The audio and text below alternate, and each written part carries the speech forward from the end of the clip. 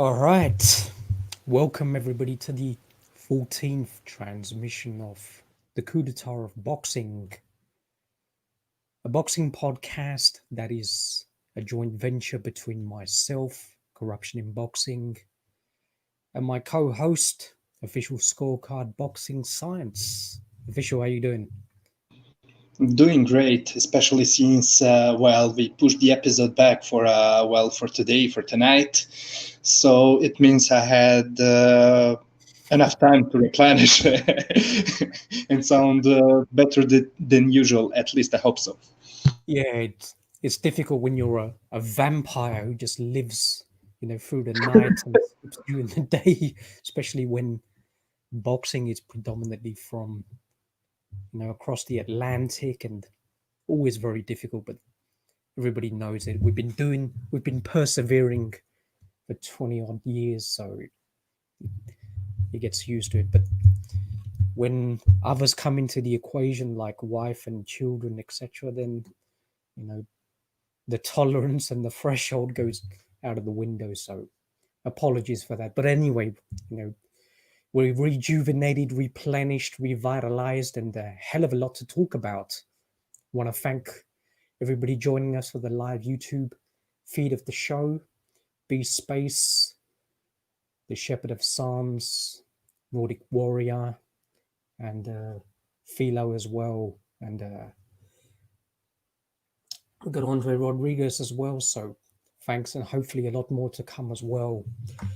All right. We had a number of interesting cards, some of them simultaneously, some of them split between different days, but we're going to start off on this past Friday from Florida, United States, a highly significant fight, middleweight division. Gennadiy Golovkin making a long-awaited return. It's been difficult with the sort of economic and social turbulence, etc. Fights being delayed, so a lot of these fighters being stuck in holding patterns. But credit to them, kind of difficult when it disrupts a training regime, which they try and calibrate it for sort of 2 months, sometimes 3 months maximum. So, you've got to know when to sort of decelerate, take a breather, and then sort of come back and stay focused. So credit to all of the fighters having to readjust, doing this crazy sort of turbulence. Mandatory challenger Karim Szeremeta from Poland, he stepped up, traveled over to the United States. Young, undefeated Polish fighter, hungry, determined. We always say never underestimate young fighters fighting for their maiden world championship. It is about whether they can handle, once they get thrown out of their comfort zone, whether they can deal with the adversity, and that's how new stars are born. So, mandatory challenges are very important. We don't really want to see a round robin of just fighters and ex-world championship fighters losing belts, and young, up-and-coming, bright talents, or even guys who are endeavoring for greatness. So it's about whether make or break for them. So it is a process of elimination, but it's a key component within boxing. And so a lot of people are just critical of sort of mandatory challenges, but I understand. But it's a fundamental part of boxing, and it's highly essential.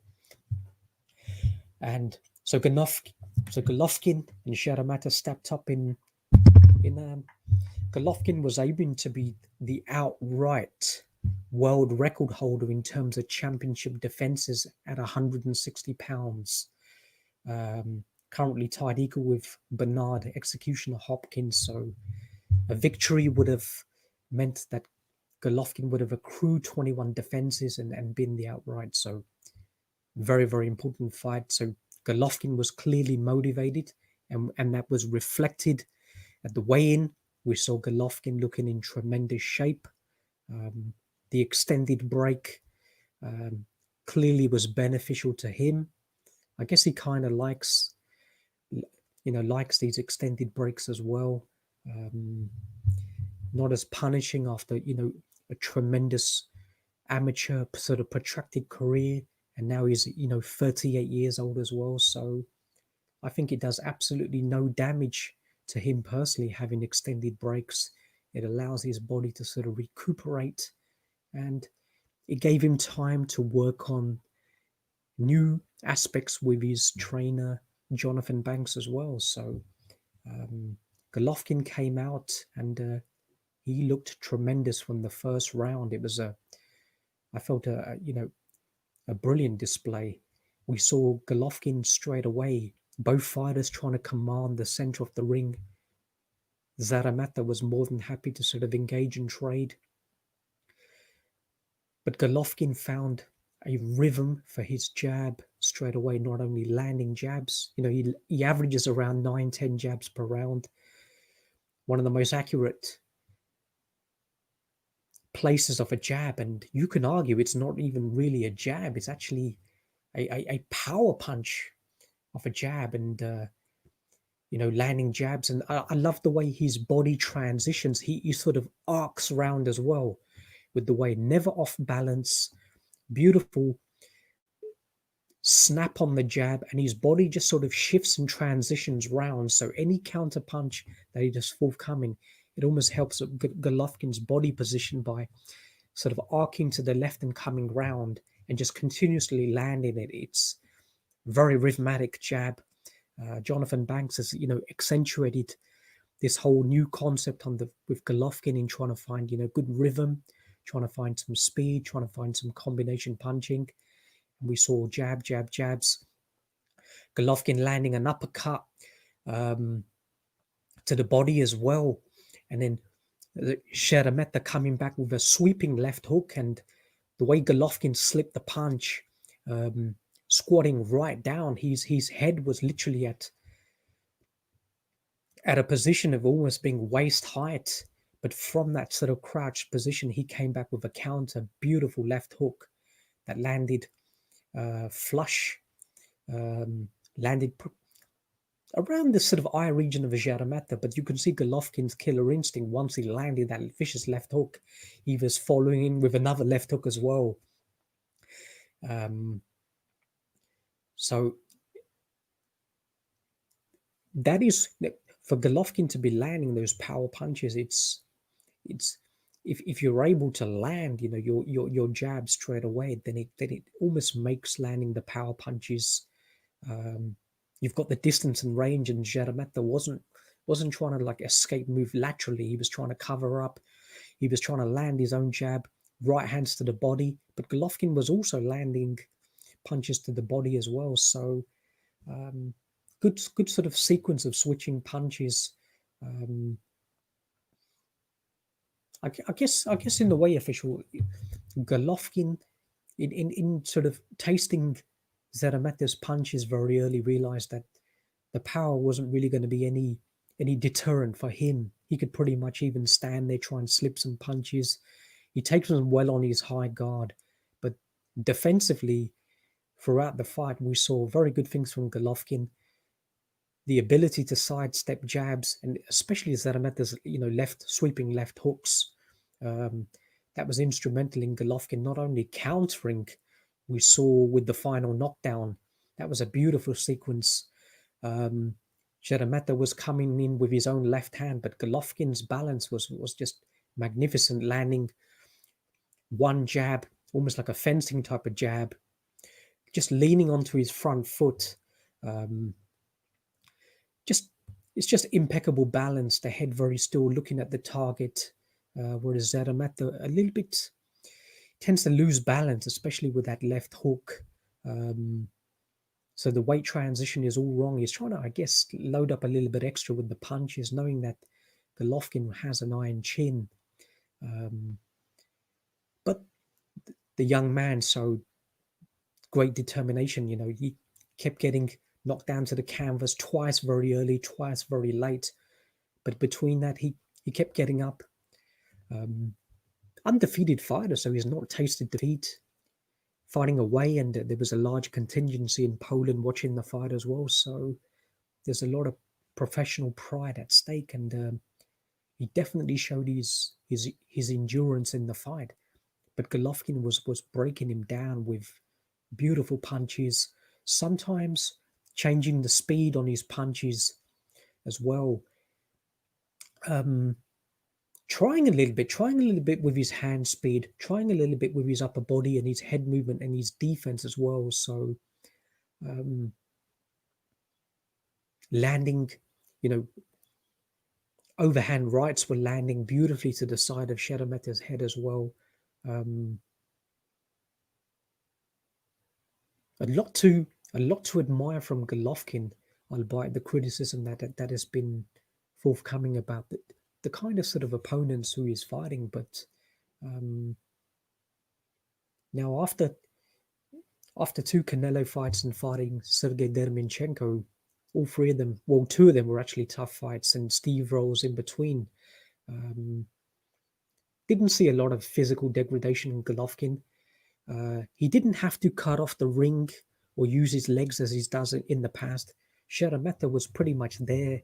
So difficult to sort of gauge if Golovkin had any sort of degradation in his legs, but it's kind of incremental with that sort of veteran age that a fighter goes into. But it's about how they transition. And a lot of these veteran fighters who've accumulated so much experience end up transitioning into sort of counter punches. But with Golovkin, he can lead and he can counter in this fight as well. We saw with clearly sort of two of the knockdowns. Reflex is very good. His eyesight was looking good. Hand-eye coordination, very good. Defense was also very good. And his jab, his overhand right, and he's not only his left hooks. It looked to be in good rhythm, good shape. He was definitely very motivated. Good performance official. I'm not sure about all of this criticism that Golovkin should have disposed of him very early. That's a difficult assumption to make when people have no knowledge about this fighter. We don't know about his toughness and endurance. He might just turn out to be one of these other gems in terms of from an endurance sort of capacity. But no, I wouldn't say that at all. I think it was a perfect fight, not only for Golovkin to showcase some of the nuances he's accumulated with Jonathan Banks, but also, shedding off ring rust as well. It's been a long period. And also big drama show, his pseudonym is about putting on performances. And for us boxing fans who like to see technical proficiency, we saw one of the best technicians in boxing exemplify that on the night. And I felt, I was definitely entertained. We saw different sort of knockdowns. We saw Szeremeta definitely coming in fighting. He was looking to win the fight, no doubt. But he was just outgunned by a veteran fighter who still retains his power, has still very good fundamentals, beautiful technical boxer, and he's adding a little bit of hand speed, reducing the power of his punches or varying the power, so not being too predictable or monotonous, and therefore adding a little bit of speed to some of the combinations, which against elite fighters or the championship fighters, that's a good skill to acquire at this stage for a fighter who tends to try and cover up whenever he's taking punches. So if he can start slipping the punches and coming back with his own hand speed, that's admirable for a fighter at this age. So yeah, a lot to like, official. Over to you, my friend. Oh yeah, thank you. Yeah, so I think we saw the same fight, you and me. But just briefly, right before me starting with my review of this fight that is going to be very rich in comments, because I saw many different things and many interesting things.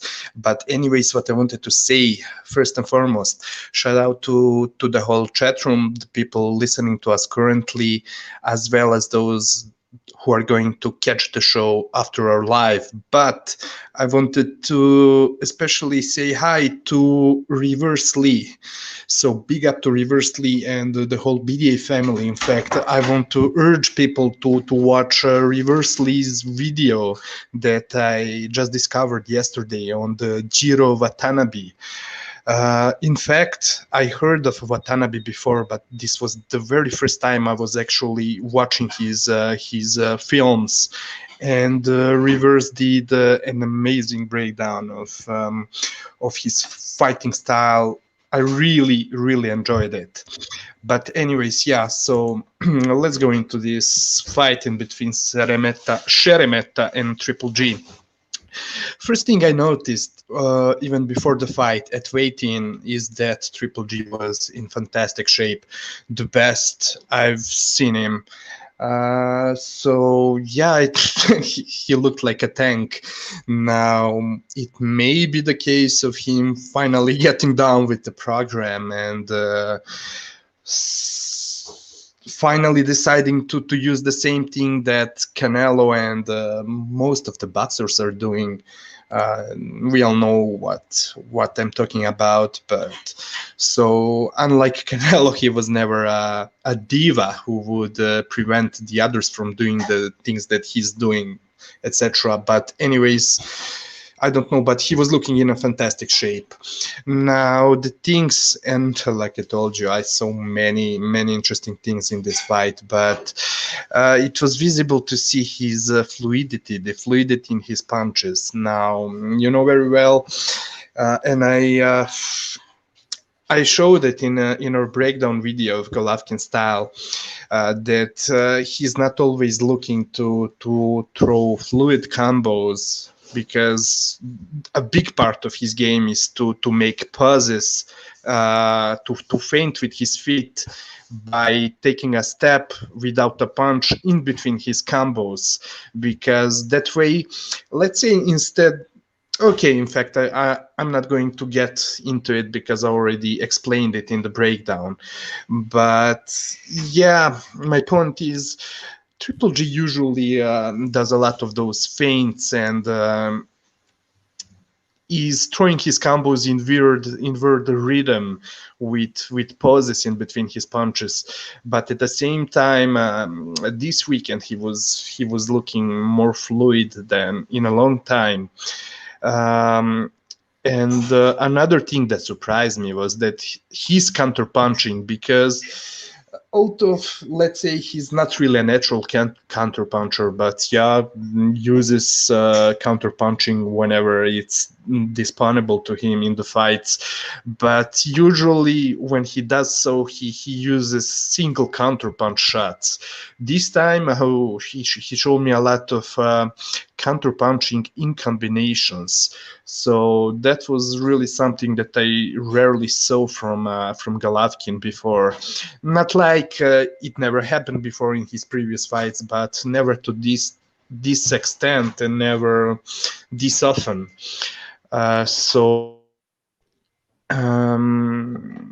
Yeah, also while staying in the pocket at that short mid-range, he was using it was pretty obvious that he was using the angles, I'd say more than before.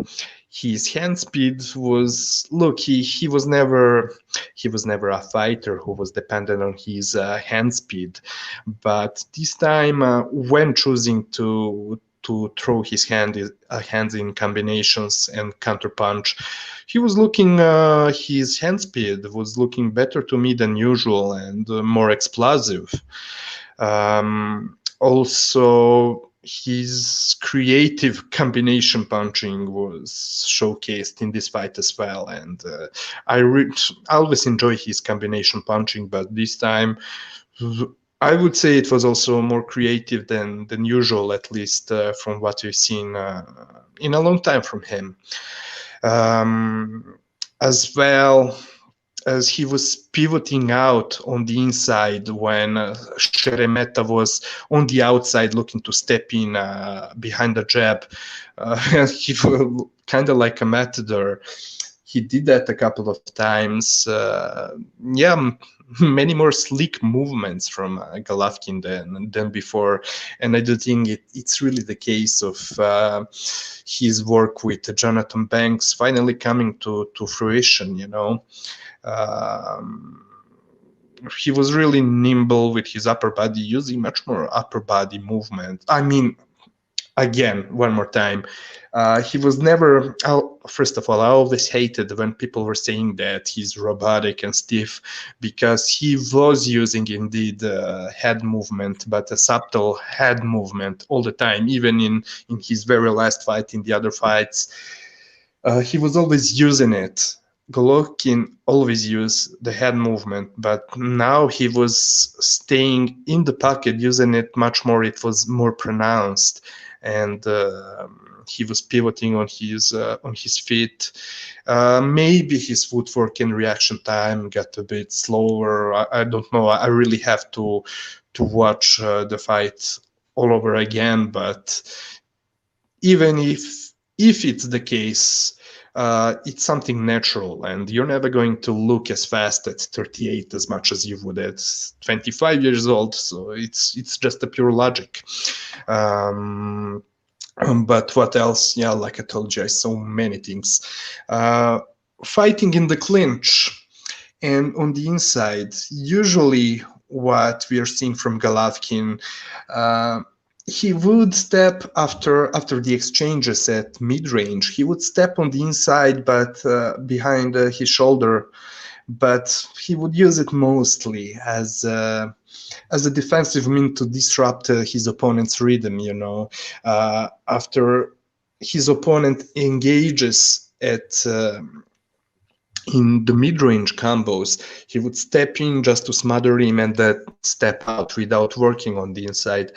But this time in this fight, he was, even in the clinches, he was throwing punches to the body. Yeah, those were not really devastating punches, being that he's not able to use his whole body, but he was working in the clinch while being held by Szeremeta much more than ever before. And what's interesting, he was once I even saw him. Was it like something like 5th, 6th, or the 7th round, while Szeremeta was holding him and pushing him backwards.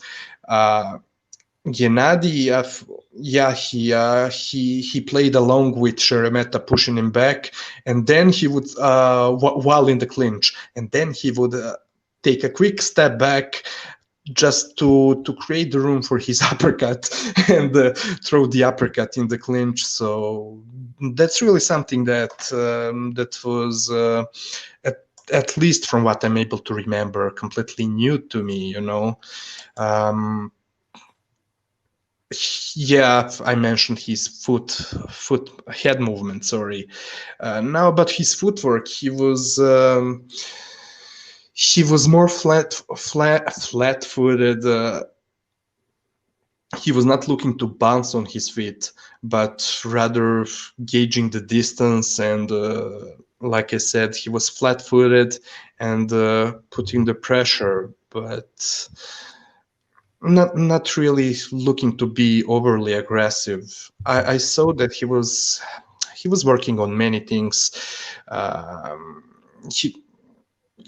Like I told you, he was using a lot of pivots and upper body movement as a mean of defense.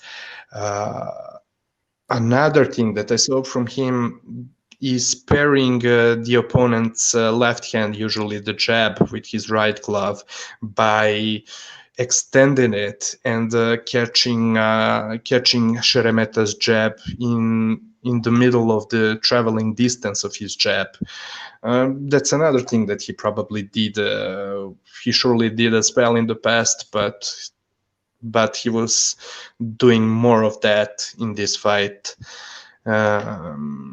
Golovkin also, I mean, this looks, I don't want this to be like official marveling about Golovkin's performance.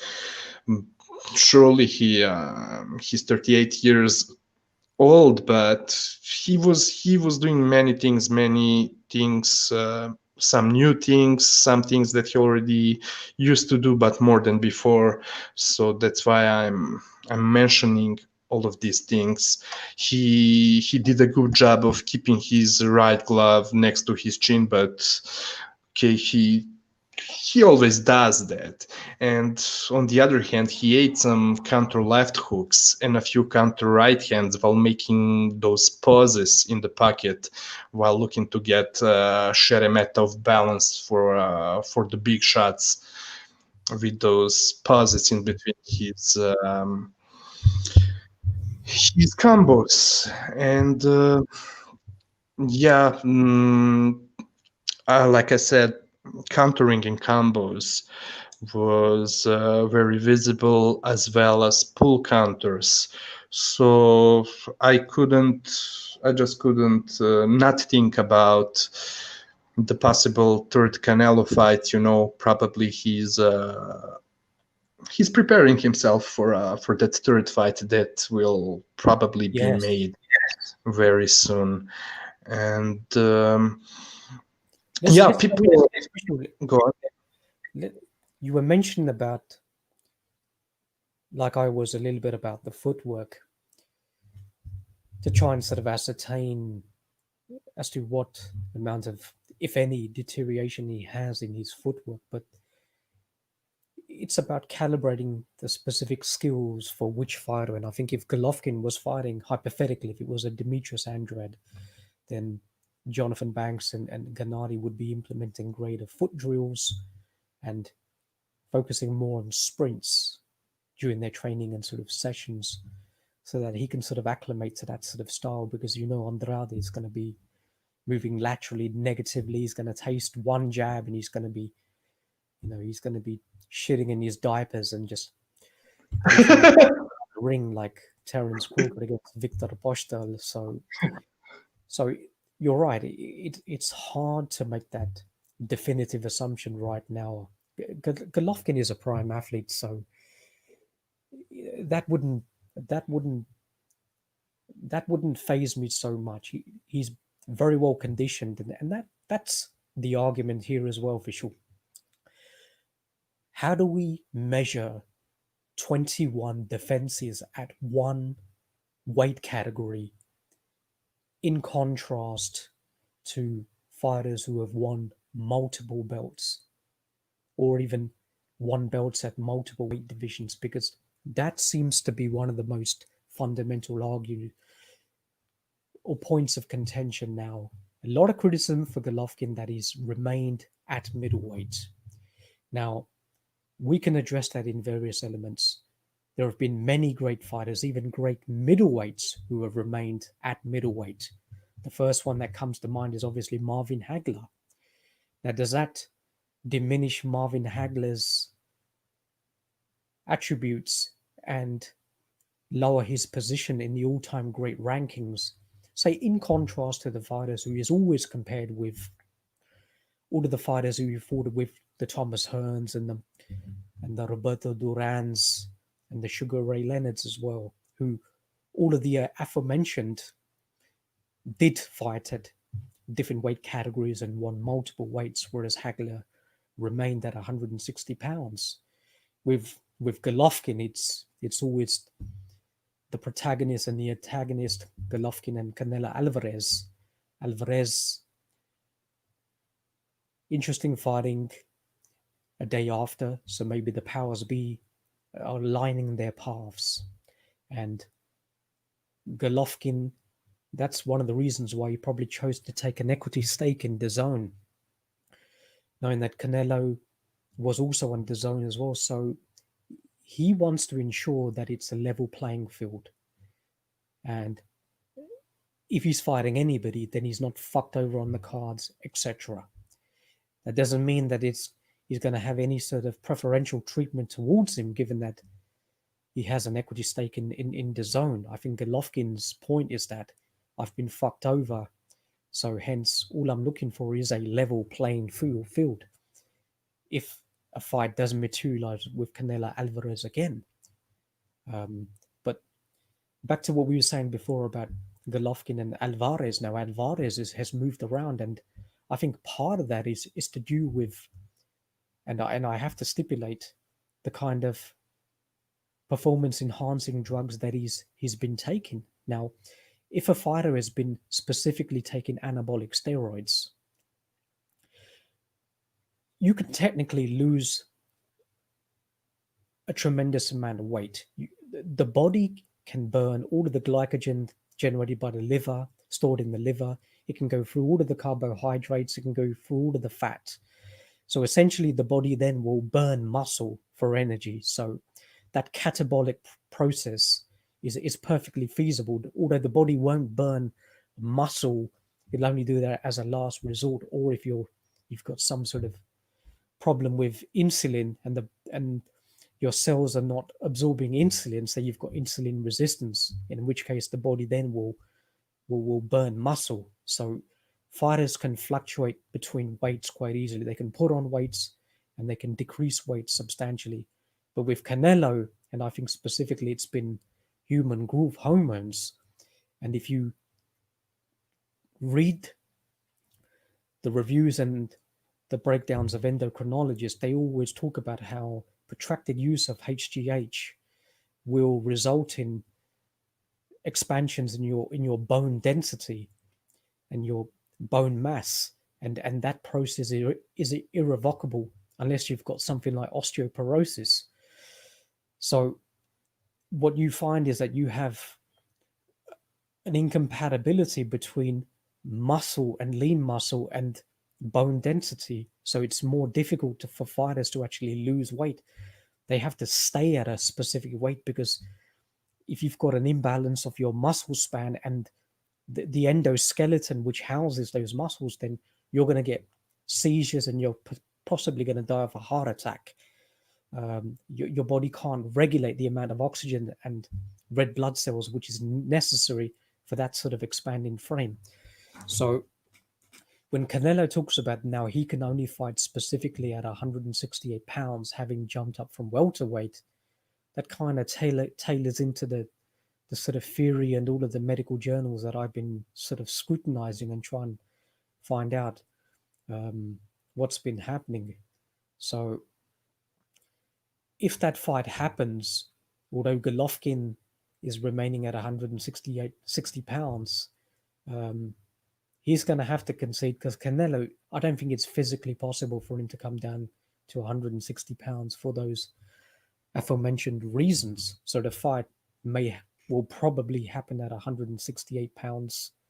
It still is a very feasible fight, because apart from Jamal Charlo, the other fighters have expressed a lot of reticence in the past about getting in the ring with Golovkin. So it's kind of a waste of time to think that Billy Joe or a Demetrius will fight him, or anybody else. I think Golovkin is definitely looking for some sort of redemption, so maybe that fight happens. But how do you look at this whole argument, official, between, because you've got boxing, as we mentioned, is not the same as it was in the past. You've got 72 belts in 17 weight categories, so the propensity of champions winning championship belts is astronomically easy now. You've only got to win one fight and then you've got a championship title fight. But fighters are winning titles and they're dumping belts and they're moving up in divisions, or sometimes they're re-winning their old belts. So it's kind of a very skewed position in assessing. And you've got Adrian Broner, who's a 4-weight world champion, but does he hold any sort of credibility to boxing analysts who can dissect his CV and say is absolute trash? Now, I've also been critical about Kosei Tanaka, a fighter who I do rate very highly. He's been moving up and up weight categories, and now at super featherweight, fighting for his 4th title. And I've been critical that he's not fought Reymart at 112 pounds, or when he was at 108, although he did fight Angel Acosta, but there was a plethora of fighters who he could have fought, and he didn't unify as well. One of the criticisms with him And Manny Pacquiao has gone through 8 weight divisions and he's never unified as well, although he's held the lineal championship at 5 of the 8 categories. So it's about what takes precedence is about winning the belts against whoever is deemed to be the number one at the weight category. So with Canelo Alvarez, you've beaten Rocky Balboa to win a championship belt at 168. Ironically, Callum Smith, his opponent yesterday, and Rocky Balboa Fielding both actually lost to John Ryder, who got robbed on the cards against both of them, both for the WBA regular and for the WBA Super World Championship. So you've beaten both of them. You've beaten Miguel Cotto at 155 pounds weight category that you've effectively invented. And you've beaten Liam Beefy Smith at 154 pounds as well. So you've been jumping around the weight categories, but come on, man. Look at those fighters who you've beaten. They've been absolutely trash. So how then can box, or we know they're all Canelo fanboys who level, a lot of criticism at Golovkin, but I would argue remaining at one particular weight category and having multiple defenses, or even in this case, surpassing an all-time great and being the world record holder, I would hold that in far greater credibility in comparison to, say, what Canelo has been doing in terms of just cherry picking fights, beating some of the weakest champions, and then fighting in other weight categories and beating guys who he's already beaten, who they actually lost to on the cards before. So kind of a very superficial position in that sense. So what are your thoughts about that as well? Yeah, definitely, man. I mean, the way it's easy to become a champion nowadays, so easy to grab a belt. It lost its meaning, and I mean, it's much easier to as a fighter to make yourself more marketable by winning a belt when they're that accessible to you. So just like you said, Bronner and many others who call themselves multiple weight division champions, does it really mean that much? I mean, Golovkin, he was willing and he was fighting all the pretendants and candidates for his belts, and being that he was holding multiple belts for numerous years, of course he was not able to win a belt in every fight or two that he fights, because he was already the owner of those said belts. So yeah, and he was willing and ready to fight anybody who competed in his middleweight division. And it's a known story about how he used to be that in his prime, even before coming to HBO and to the US. So yeah, people, I mean, so we all know, you and me and the whole chat room and everybody listening to our show, we all know, man, that there are a lot of dumb people talking too much on podcasts and saying nothing much. I mean, even talking about I heard things like people complaining about how some of us used to say that Golovkin was done and that there's no reason to fight Canelo in the third fight, but now are changing our tunes. First of all, I mean, it's nothing wrong with that if you're surprised by the very last performance, and still it's not like we are saying, yeah, Triple G surely beats Canelo in the third fight. but at least by his very last performance, there's something that tells you that at least he would still be able to give a performance to perform at an acceptable level. So, and yeah, about the belts, you already said everything. Yeah, But yeah, go on. you've beaten Matthew Hatton for a belt at 147. You've beaten Beefy for a belt at 154. You've beaten Miguel Cotto for a belt at 155 at a Canelo weight. And now you've beaten Callum Smith for a belt at 168 pounds. You know, Cotto, a great fighter, but let's face it, a Cotto who was better at 140, 147 pounds and literally on the brink of retirement at 155 pounds. So the residual fighters and looking all of that in if you just consolidate all of those four at the stage of their careers and the type of fighters they are, that's hardly a murderer's row of fighters, is it? Yeah, exactly. You know, so there, there's always ambiguity in boxing, and with the void that was left by organized crime and the introduction of the RICO Act, we saw sanctioning bodies entering boxing, and they're not regulators. It's very unethical to call the WBC, WBO, WBA, and the IBF as some sort of regulators or supervisory bodies, because they're not.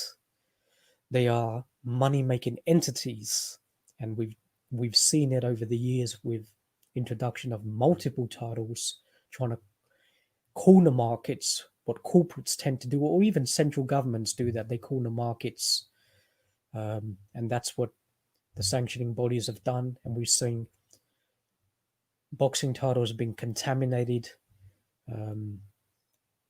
Number of belts, alphabet titles, ancillary belts, regional belts, trying to foster their brand in developing countries, etc., introducing belts for those regions so then they can subsequently fight for world championships. So expanding more their brand, the boxing titles, as opposed to boxing itself and trying to grow the sport. And hence we're seeing young fighters being seduced by this taboo, which I call it, the ability to win titles at a very early age, very early, the ability to bribe these sanctioning bodies, especially if you're backed by one of these heavyweight promoters, and these young fighters not being developed, having a trade-off between pursuing greatness in European, Commonwealth, World Championships, or the Olympics, and being seduced by the money and the glory that is associated with winning World Championships, and therefore turning professional very early. And now we're seeing 16, 17, 18-year-olds. We've talked about this in the past, official. I think it's a very, I don't know, I wouldn't say it's detrimental to boxing because we're getting a lot of young fighters, but I think when assessing their chances, I think it's very easy to make predictions because a lot of these fighters haven't had the school, and I think they can become exposed very quickly by the lack of seasoning and the lack of opposition they had, the lack of adversity as well. So they've not been acclimating to different styles. So we're going to see that with all of these, the Ryan Garcias and the Berlangas, and when they come up against fighters who are schooled, and the Ryan Garcia and the Luke Campbell, it's just, that's the perfect fight to try and assess what is happening now with Garcia turning professional very early.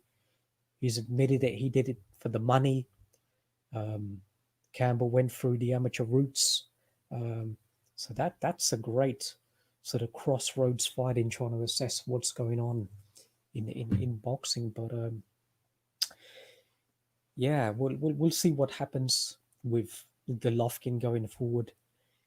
He's navigating his own career, and Eddie Hearn has more or less conceded that as well, and that's good to see. So Golovkin, if there's going to be any criticism leveling in going forward in terms of his opposition, well, yeah, Golovkin will accept accountability because he will decide on who he's fighting next, and he's already intimated about a significant fight happening next, and I think he's not going to be ducking anybody if the zone are able to generate the funds. And we've seen recently, I've been looking at the zone's finance, they've had an equity release in one of the subsidiary companies, so there is an injection of capital. I'll talk about it in the next show with some figures. So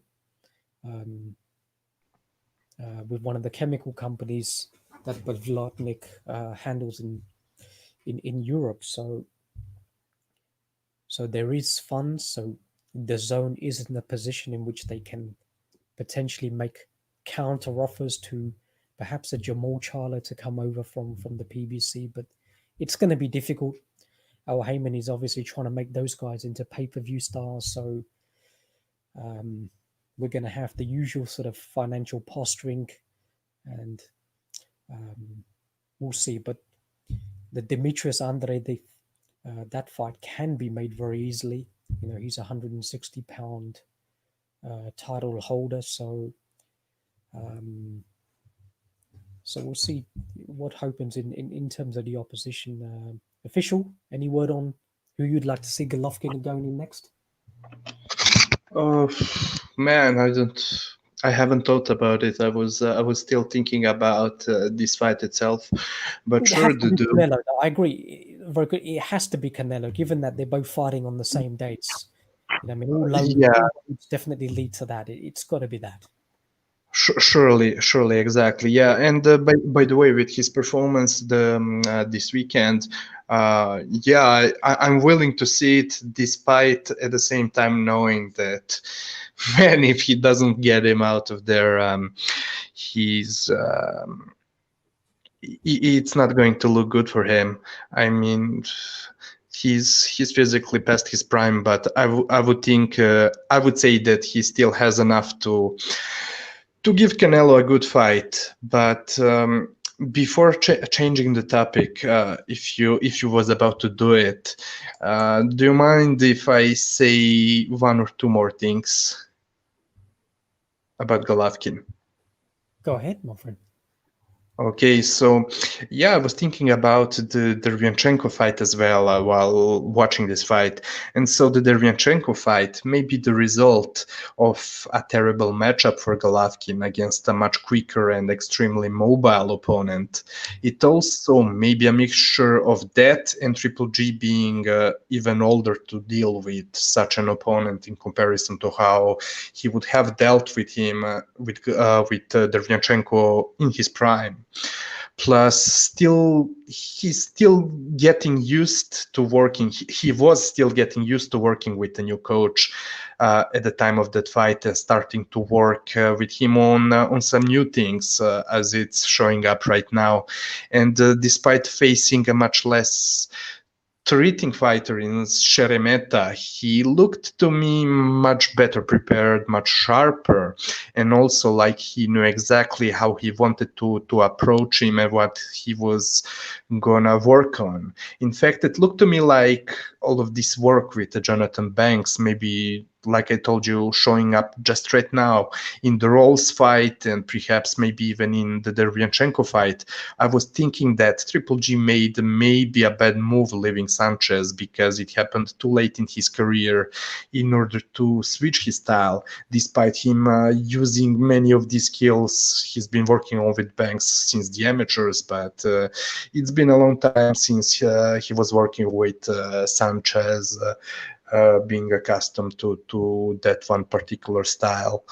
But there is a legitimate question to which I still don't have a clear answer yet, and that is, was Golovkin carrying Szeremeta, or was getting the rounds in after a long period of inactivity, or was he just unable to take him out earlier because his age made him less aggressive, and that he gassed? I can see, I would say I could see both sides, as he is indeed older and past his physical prime, but I must also say that I was able to catch up on when he was getting tired in some of his recent and previous fights against the better opponents. And in this fight, I didn't really see it. That was something that I was not really seeing. In fact, I was seeing Golovkin working on setting up punches, calculating the distance, and working on counter punches, and that pull counter. He was very active, throwing a lot of punches for me to think that he was gassing, and a lot of them were very hard and explosive, in fact. Although he was indeed less aggressive, in a sense that he was not grinding Szeremeta down with constant pressure like he used to do against his opponents in his prime. So yeah, it may be about his age very well, but I'm just saying I'm not really sure about it. In fact, I doubt it, because for the simple reason that I was seeing him working on his distance and his counters. After all, he comes back after a long layoff, and on top of that, they're already talking about Golovkin possibly fighting Canelo next, just like we did. So it would make perfect sense to work off that ring rust, etc. Some may argue that working on a distance and counter punching that I'm mentioning wasn't the reason, but rather the result of him being too old and gassed to grind down Szeremeta with more physical pressure. And I'm still open at that possibility. In fact, even if Golovkin wanted, he could never be as aggressive as in his prime. But to me, the reason for him fighting this way and not getting him out in 2 rounds is just for the reasons I described. And look, one more thing. All those people only being aware of Golovkin's pressure dimension of the game and comparing him to the old Golovkin, while at the same time these same people they seem completely unaware to me of the cerebral dimension of Golovkin that is pretty evident to me, and that in fact I showed in the breakdown video of Golovkin that we did recently. So that's exactly what I saw here, him working on different things and setting them up. Or I'm open at the idea that this was a combination of both, of him working on those things and perhaps maybe not being able to be that aggressive. But it's just a premeditated hatred, unfortunately, which so you're not even going to be objective in just ceteris paribus, just viewing just look at the fight for what it is. And we're seeing with a lot of fighters who may have a degree of natural. Billy Joe Saunders is the perfect example. Somebody who may have had a little bit of talent when he was younger, because he was a very young Olympian, had athletic gifts as well, but there's been no skills acquisition. He doesn't respect the sport, no conditioning. We've seen degradation. He's not even had the time to try and work on any new skills, etc. And therefore, once you stagnate, your degradation is exacerbated. And we're seeing now, because the ill discipline is now constricting even his endurance to the extent that he's huffing and puffing after a few rounds. It is abysmal what we're seeing in the ring, and he's still being eulogized. Clearly, people don't really know what they're seeing. Whereas with Golovkin, who had tremendous talent as well, but at the age of 38, he still has the humbleness to work with Jonathan Banks and try and maybe address some of his deficiencies or work on new aspects of his boxing game to try and make him even more versatile, or perhaps try and transition, like a bit like Manny Pacquiao, when you don't have that explosiveness or the work rate, so you try and transition into something which will be effective once you face much younger fighters who are also at that sort of elite level. And that to me is definitely to be admired.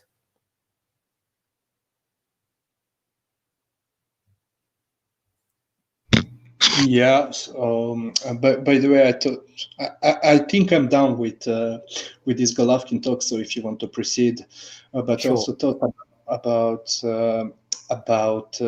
bruisings that appeared on Golovkin's face. But that's a topic for I'd say for some of the future streams. So feel free to go on. All right. So on the undercard, we had a tremendous fight.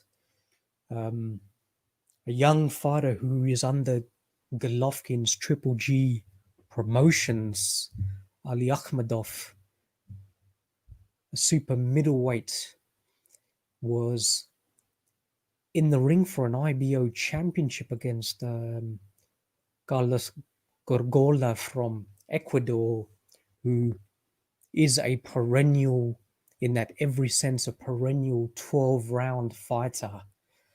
The ability to take the sting away from his opponent and just almost calibrate a perfect kind of fight.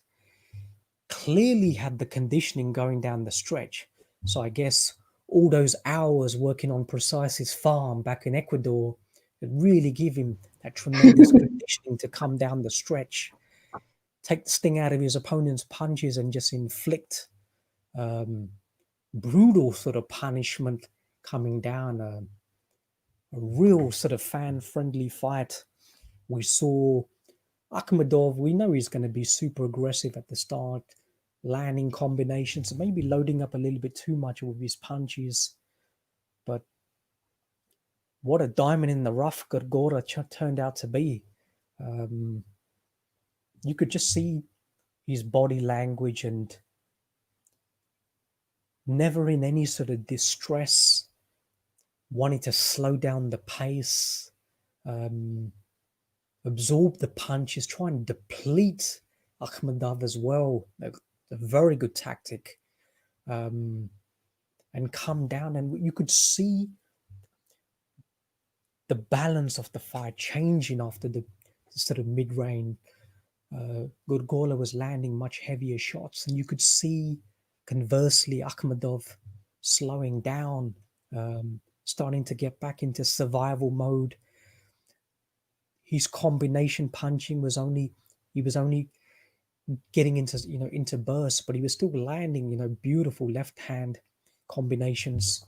But Gongora had both body and head great conditioning, and yeah, maybe he needed a knockout in the end. I didn't quite see what the scorecards were, because I think there was an early 10-8 to Akhmedov, so a lot of adversity to come back from. But landing 2 knockdowns late on and knocking out Akhmedov in the 12th round, so the 8-1 underdog. Great victory official. Really, really good fight. It was one of the fights I was actually really looking forward to as well. Saw a little bit of Gongora before. I knew he carried a bit of power, but his patience, I think, was the key in this fight. Tremendous little fight. What do you think on that one? Definitely, probably the best fight this week and the most exciting fight. I encourage everybody to see it. Really, really nice fight. By the way, I do think that Ali Akhmedov was leading on the scorecards. I'm on box track. I can't cannot see the scorecards before the stoppage. They are not listed on BoxTrack. But I heard from someone, I read somewhere probably on Twitter, that indeed Ali Akhmedov was leading on at least 2 scorecards, if I'm not wrong, maybe even all 3 scorecards, which is funny.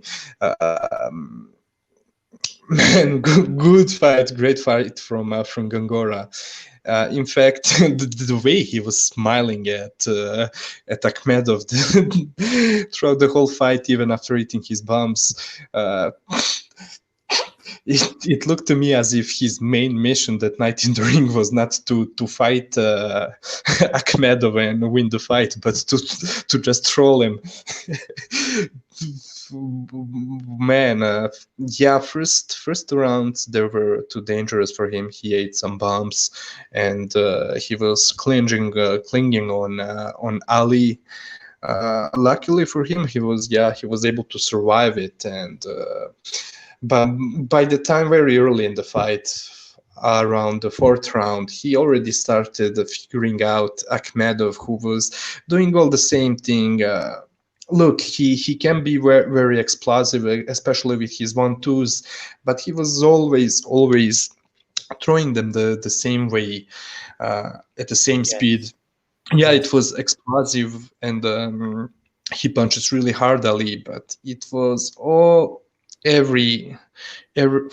those punches were at the same speed, so it was easy for Gorgola to get accustomed to his speed and to time him, and he fought with a lot of balls, man, and what a great story. I enjoyed the fight, really. Everybody should watch it, but from even before the mid rounds, Gongora started giving Ali Akhmedov a lot of problems, man, and those uppercuts were deadly. You know what, with Akhmedov, he also showed that the way, even in the early rounds, the way Gongora was, when Gongora would double or triple his jab, Ali was using nice upper body movement, but even then, the way he was getting off balance, you could say that it will not be that hard for someone to keep him off balance once he starts using his upper body. Ali also showed some nice pivots at the beginning, and look, he was throwing all of his punches with mean intention. So probably the reason why he got knocked out. Yeah, he was able to withstand Carlos's punches up till the last round, but I think that if he was changing the power and the speed of his punches a bit, and if he would throw some throwaway punches, that he would be able to survive the fight. Definitely. Also, it was amazing that he was able to carry on for such a long time while throwing nothing but bombs. Yeah, that's the thing with the level of inexperience, certainly in the championship rounds. You just have to survive. You've got to try and move laterally. You've got to try and clinch, smother the work of your opponent as well. But he still had that sort of predatory instinct of trying to fight, sort of engage.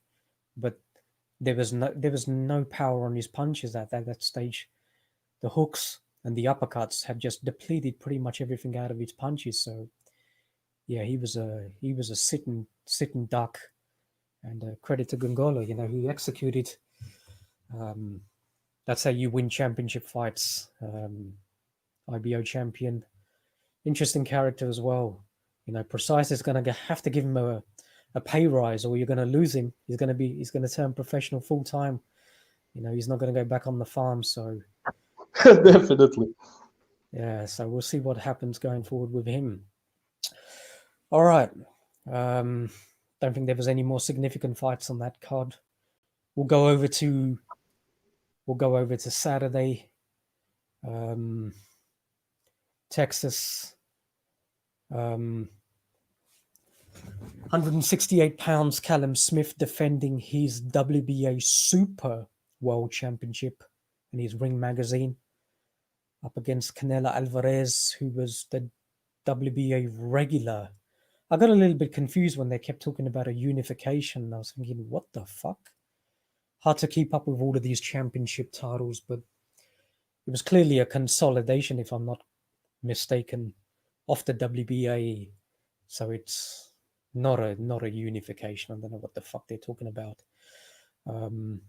Regular and the super, I think Nonito and Nicholas Walters started that off in the WBA a number of years ago. We saw it with Golovkin and Daniel Jacobs as well. All right, official.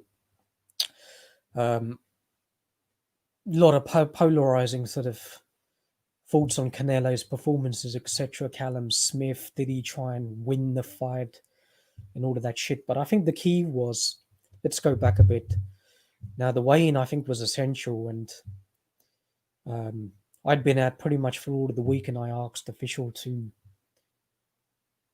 give me his thoughts on the weigh-in, because one of the key aspects was Canelo had announced the fight,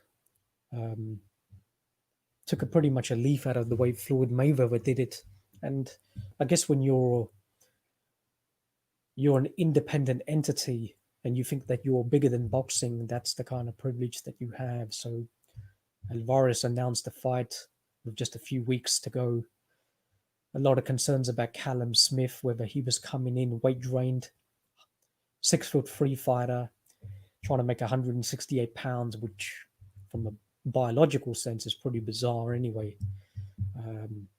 But Callum Smith, from the assessment or your thoughts on the weigh-in official, he didn't look sufficiently weight drawn to me. I think he had a reasonably long weight camp and he'd cut his weight correctly, slowly. I couldn't see any signs of being significantly weight drawn. So for me, that was a deciding factor in sort of changing my bet very last minute. Initially, I thought Canelo Alvarez would be able to dispose of Callum Smith, and I'll give you the reasons why. But Callum, for that reason, I took a safer option. So I kind of switched it last minute, and it was a wise decision in the end. But for me, coming into this fight, Callum Smith, I've never rated him as a fighter, and I've been on numerous podcasts for a number of years expressing that point. For me, the key in this fight was Callum Smith, his momentum coming into the fight. Now, he had won the World Boxing Super Series, but that doesn't necessarily mean that he's the best 168-pound fighter, because there was two champions who opted not to fight in the tournament. So it's wrong to make that argument. Now, he had difficulties in Eric Skoglund. His power having saved him very late because he was being outboxed in the fight. Then he fought against, Nicky Foreskin, a kickboxer masquerading as a boxer. Tough, durable fighter, but Callum Smith won paced throughout the fight. Struggled to impress. Really should have taken out Hodgkin, but he didn't show any. There was no sustained period of dominance up against an inexperienced boxer. So that also, for me, was an indication of Callum Smith not progressing in his professional ranks, having Eddie Hearn, I don't know what the fuck he's been doing with him, getting him fighters like Luke Blackledge, whatever else, and then against George Groves in the final. And George Groves had already mentioned that he was given insufficient time to recover from his shoulder surgery. He was pretty much take the fight there and then. And Groves was expressing retirement, even stepping into the ring. So that the negativity in George Groves was all visible for everybody during the fight. And but it was Callum's biggest fight, and he took out George Groves in that fight. But Groves, taking body punches, kind of checked out of the fight as opposed to fighting on. More than happy with the amount of money that the World Boxing Series and Komoso AG was willing to put on the line. So, both of them made a sizable amount of money fighting, in the Middle East. And with Callum, you're fighting, Hassam Endam, a fighter who is very familiar with, and an Endam who was washed up, knocked down, knocked out, been dragged up from 160 to 168 pounds. So there was nothing really to gain from that fighter. And with the John Ryder fighter, that was interesting because Alvarez and John Ryder really much have the same dimensions.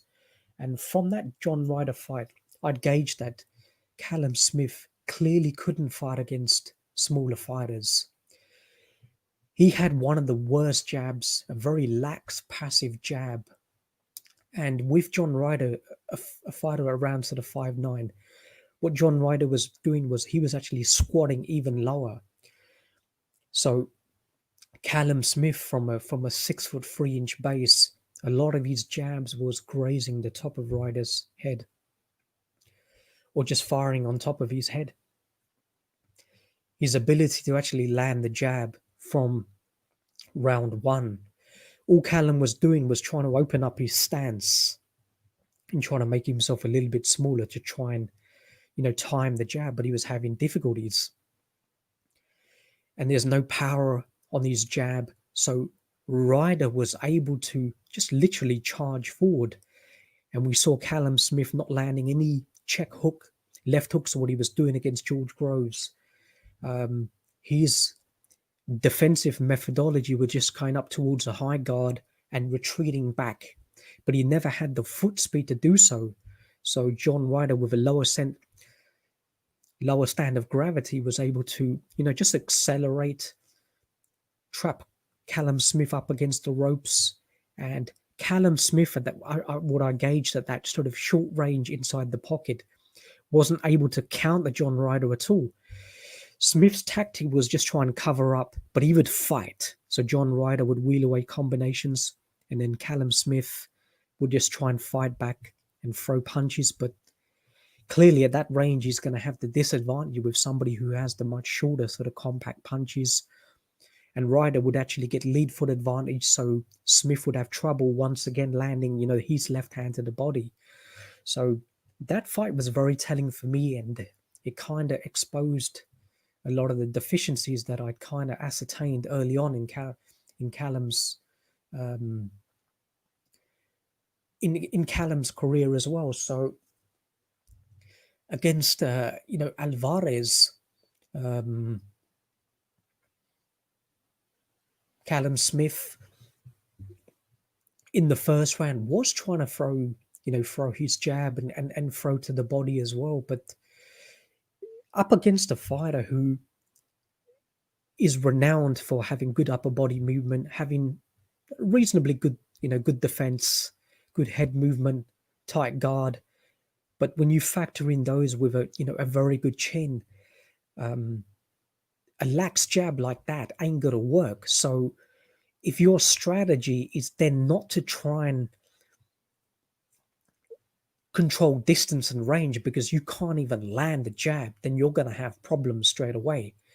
Now, Canelo Alvarez could have been wearing curly toe sandals like Ali Baba, and still he would have been able to plod forward like a penguin, and just sort of stand in front of Callum Smith, who just didn't try and move laterally, try and move to the side. In fact, retreating and getting trapped back up against the ropes. And Alvarez was just able to not even throw any double jabs, any throwaway punches. Canelo Alvarez was just loading up from round 2 to round 12, throwing hard single punches, whether they were jabs or whatever. What Canelo tends to do is he brings his head very, very close behind his high guard. So he almost gives feints with his head position, and behind that, he'll explode. So he'll be leaning forward under that head really tightly behind his guard, almost looking down at Callum's body, but then he would come up with a left hook or with a right hand and then come back with the jab. So he tends to sort of feint. He tends to sort of feint with his head position behind that. And he was doing a lot of that with Sergey, Kovalev as well. But Smith, taking a hell of a lot of punches to the body, to the head. But he was only really getting dominated when he was up against the ropes. But when he was in the middle of the ring and firing punches and trying to land these jabs and having some success with his, with his right hand, left hook to the body.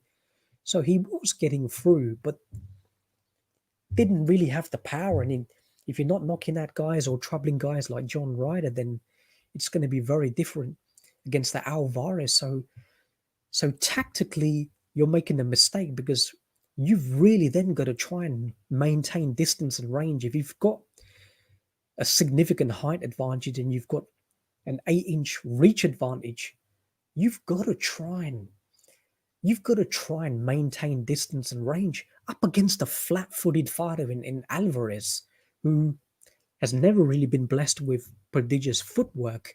And now that he's getting more and more like a tank, Alvarez is just loading up in punches. I saw nothing creative from him.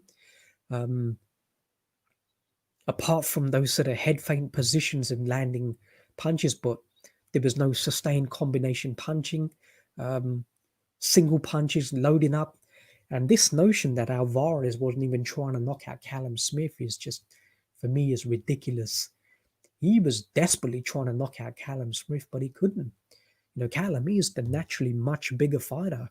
Callum has never been down before, so we don't really know about Callum's chin too much, but he showed in this fight that he does have good punch resistance and he does have good endurance.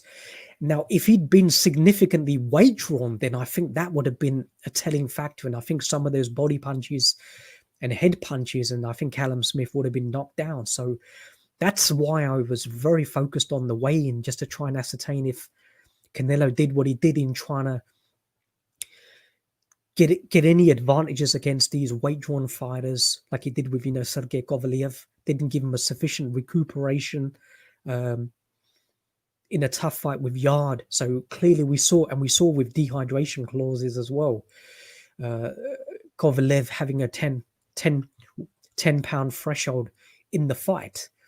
So with Callum, not a veteran fighter, and he's not really taken that much sustained punishment in his career. The John Ryder fight clearly, but before that, apart from the Eric Skoglund fight, he knocked out Rocky Balboa in the first round, so nothing there. The George Groves fight, George was having success, with that crouching sort of jab and the explosive right hand that George does throw, but Callum Smith was able to pick off, and land, check, beautiful left hooks, break down George and finish him off to the body. So Smith, not really a lot of accumulated damage over his career. So I guess it kind of sustained him in this fight. But we've already talked about Alvarez's kind of superficial power as well, official, that there's been a hell of a lot of washed up fighters that he's not been able to knock out or even significantly hurt. The Matthew Hattons and, the Miguel Cottos and, a washed up Shane Mosley, who was coming on even stronger down the stretch in the fight as well. So Canelo's power is also very, very questionable. I don't think it's as debilitating as everybody kind of sort of eulogizes over as well. But Callum Smith,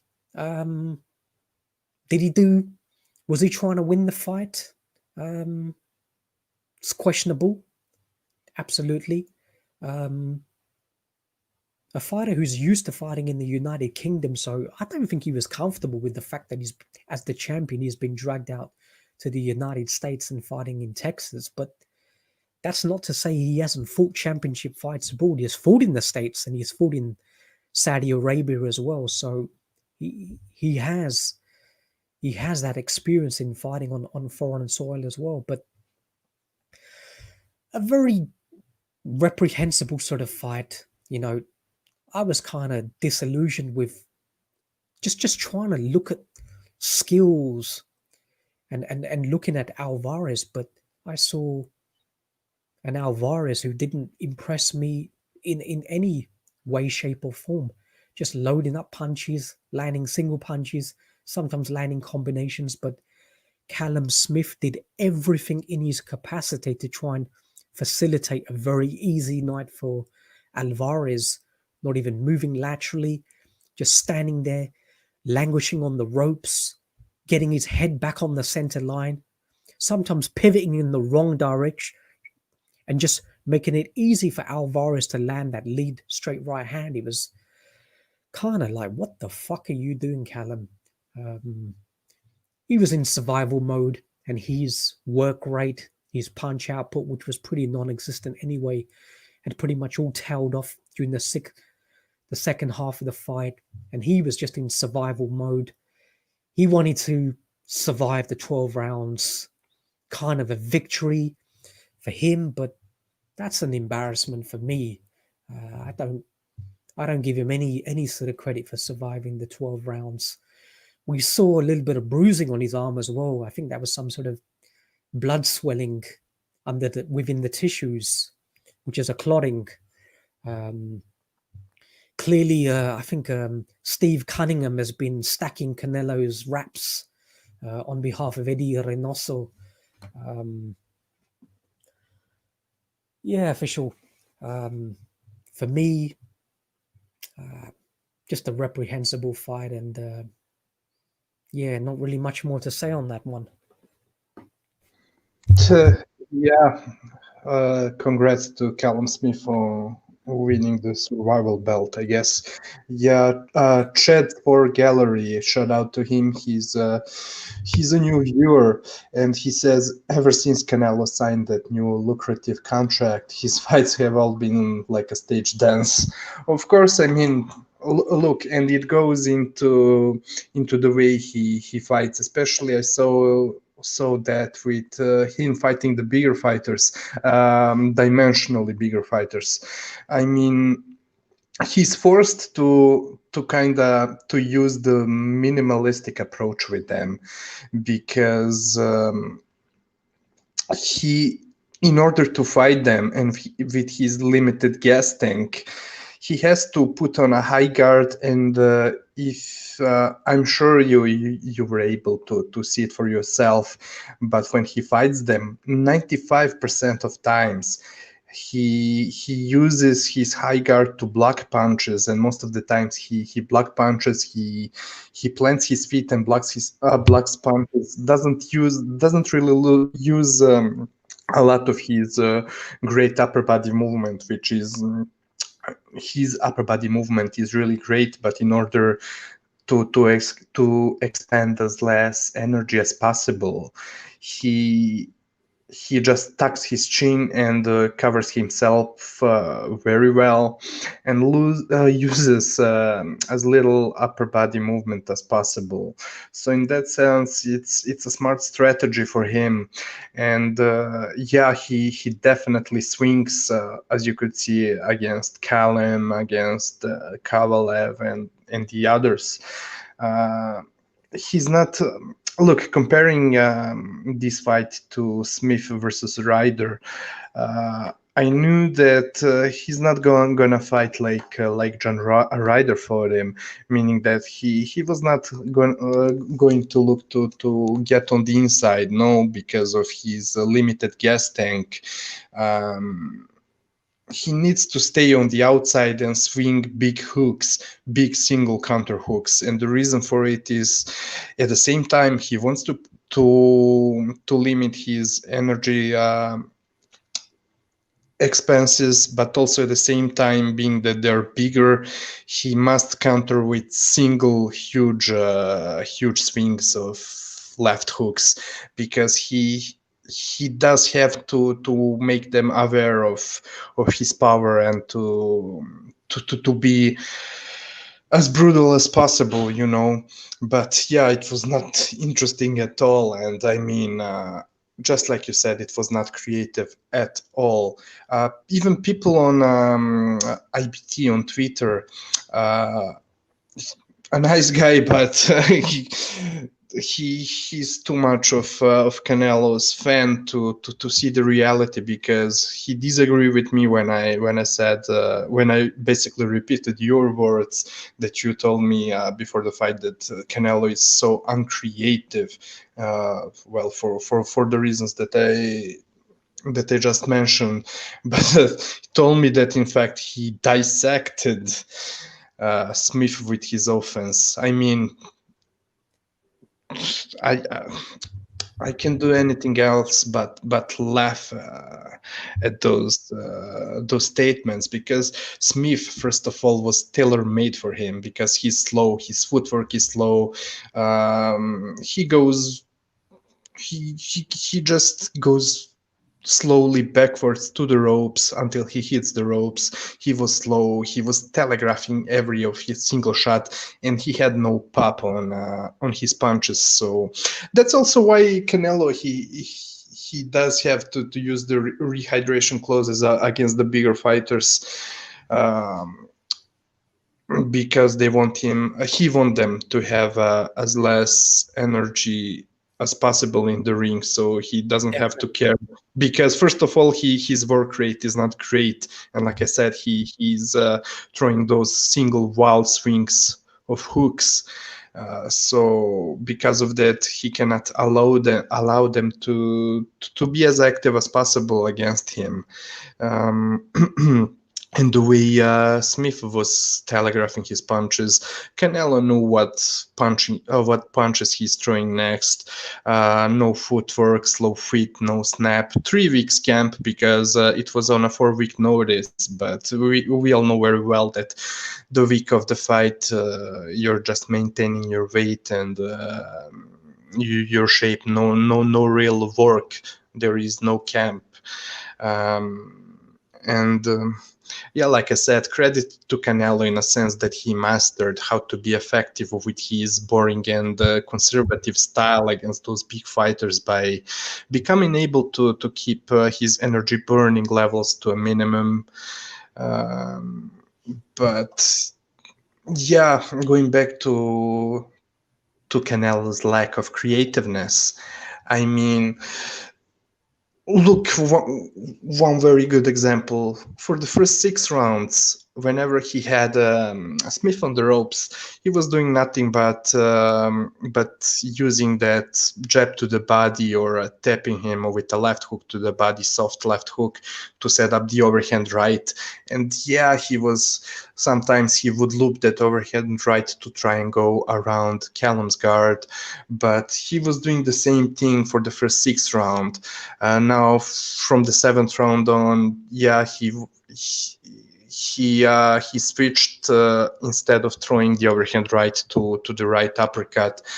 But if it takes you half of the fight to set up another punch, that doesn't look very creative.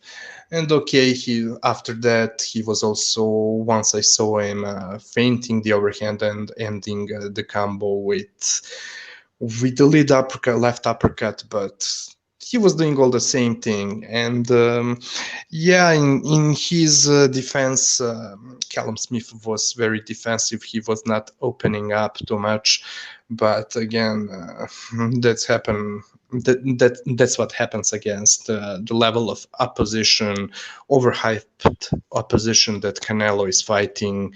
And plus, on top of that, if you slap a rehydration clause on them, then that's what you could expect. And please, let's compare Szeremeta's performance to Callum Smith's performance. Now, yeah, like you were talking earlier, yeah, people are marveling about the competition that Canelo is facing all these champions, but whose performance was worth, whose opponent was looking like a champion.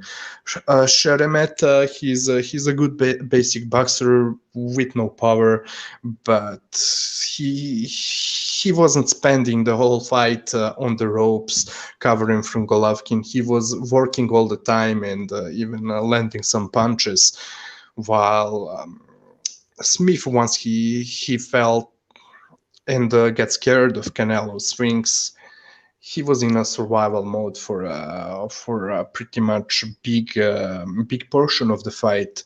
Or even let's even compare Canelo's performance against a big fighter to Roman Chocolatito Gonzalez's last fight.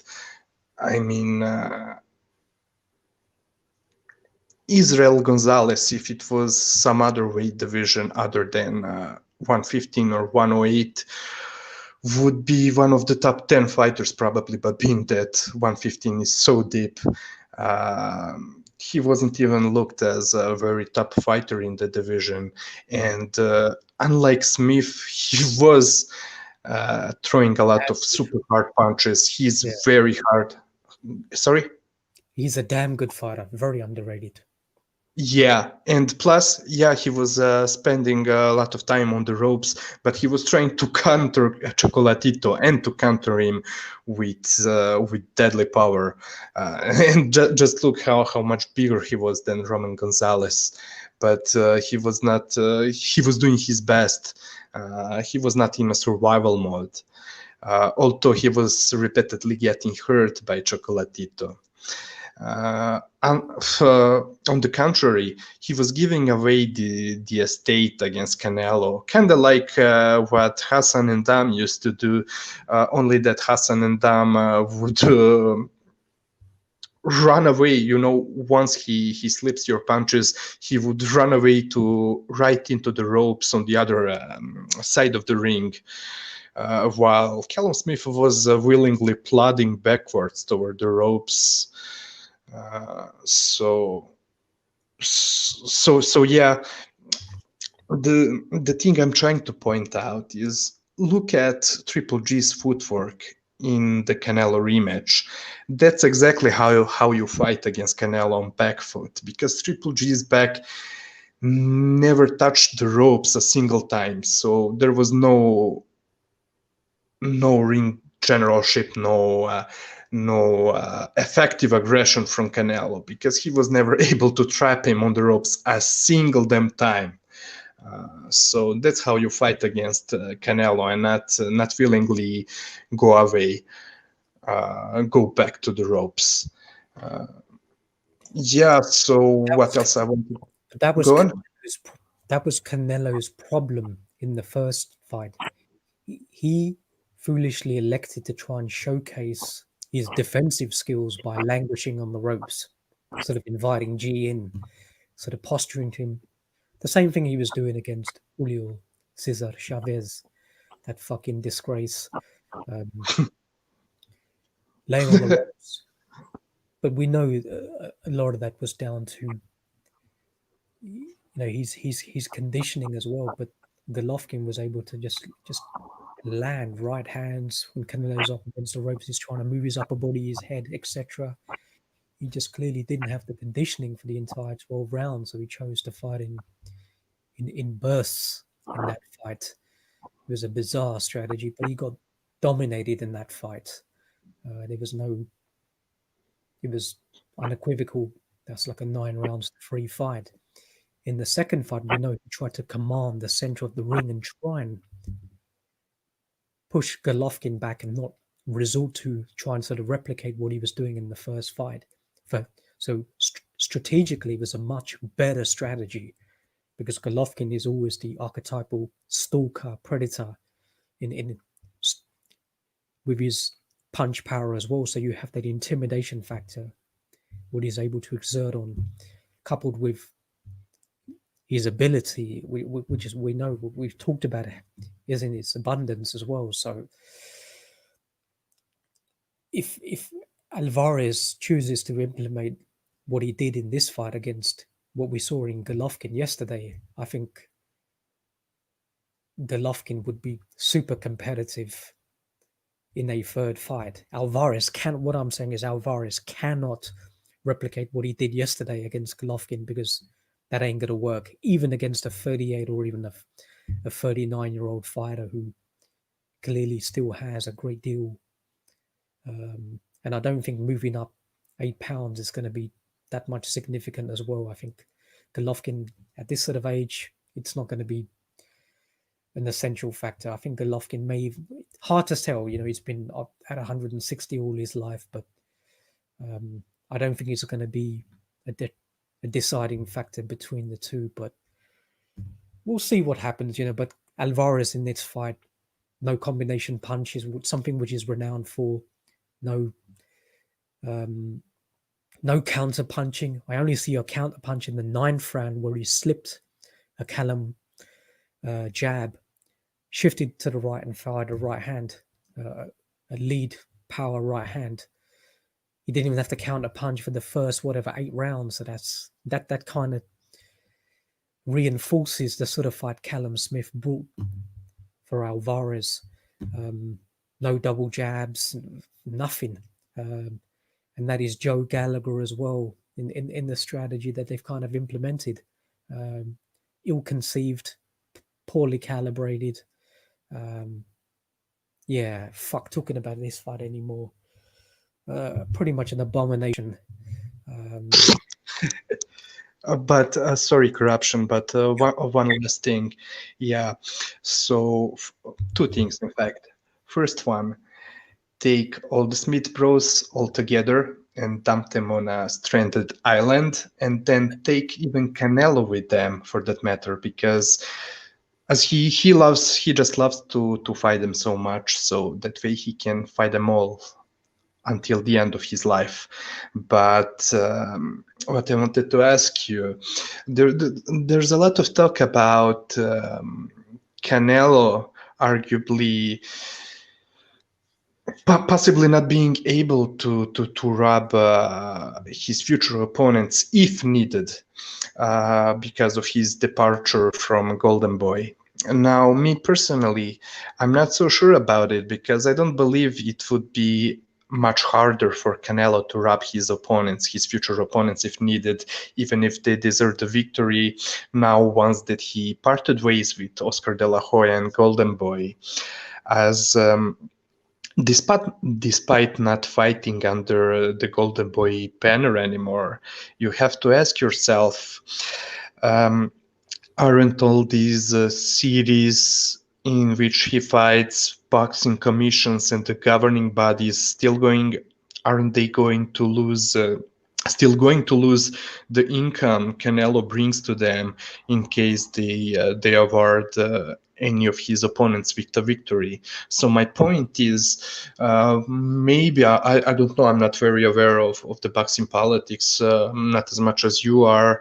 So yeah, maybe there is a valuable case of Canelo not being such a powerhouse on the scorecards, but to me, it doesn't.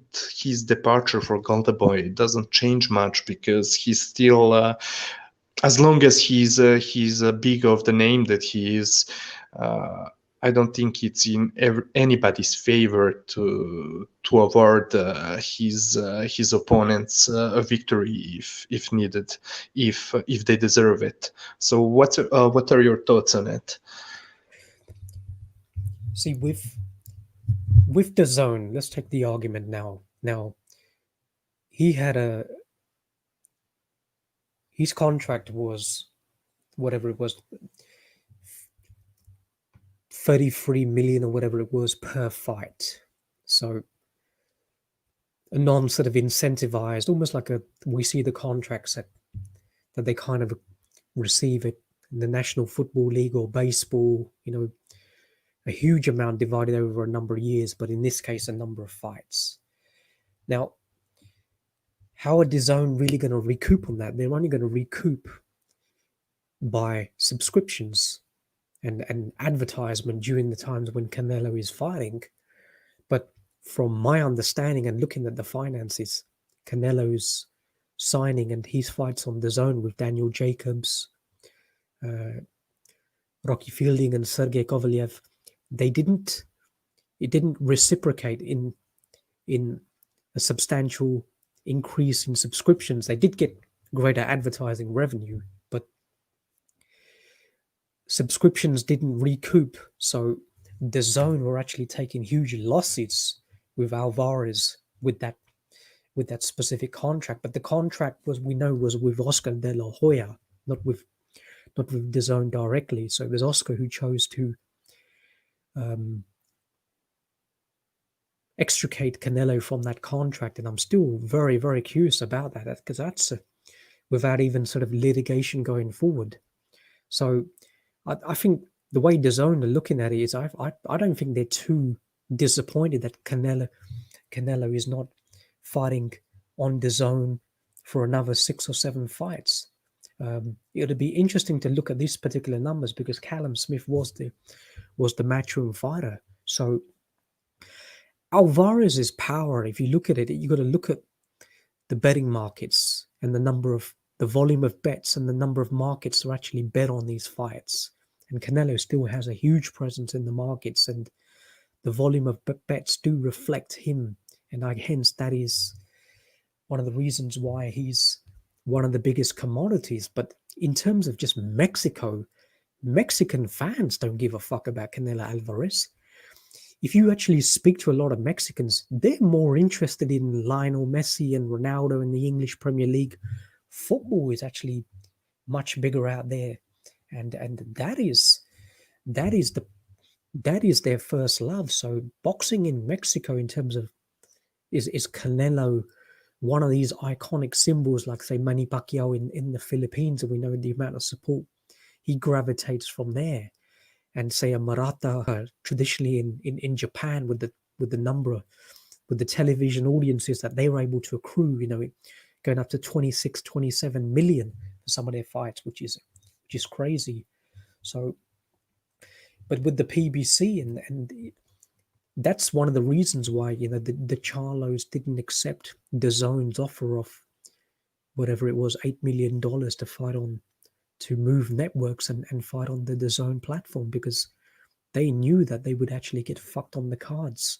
So it's a question of Al paying them for, DAZN maybe paying them for more, but they're able to keep their titles.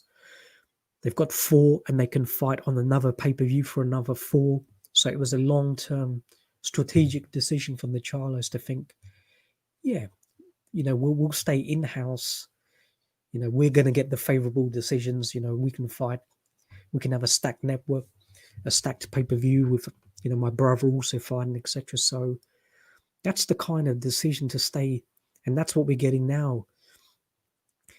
Al Heyman has been paying, we know, and has a trademark of paying his fighters out of respect, to command their respect and loyalty so that they remain on the network as well. So that's been his strategy.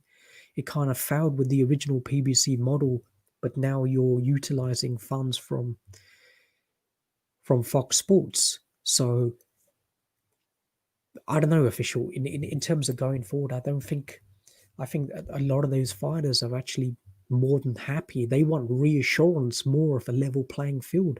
And that's one of the reasons why I think Golovkin wanted the equity share, not only to bring on his younger fighters with his promotional company, so it's a long-term project for him, but I think he almost hedged in saying that should he have a fight with Alvarez, now he has an equity share. So I don't think Canelo can exert that influence upon him. I don't think he is going to get favorable decisions on the cards, as we saw clearly in their first fight, and arguably in the second, which was a very close decision because it was a very competitive fight.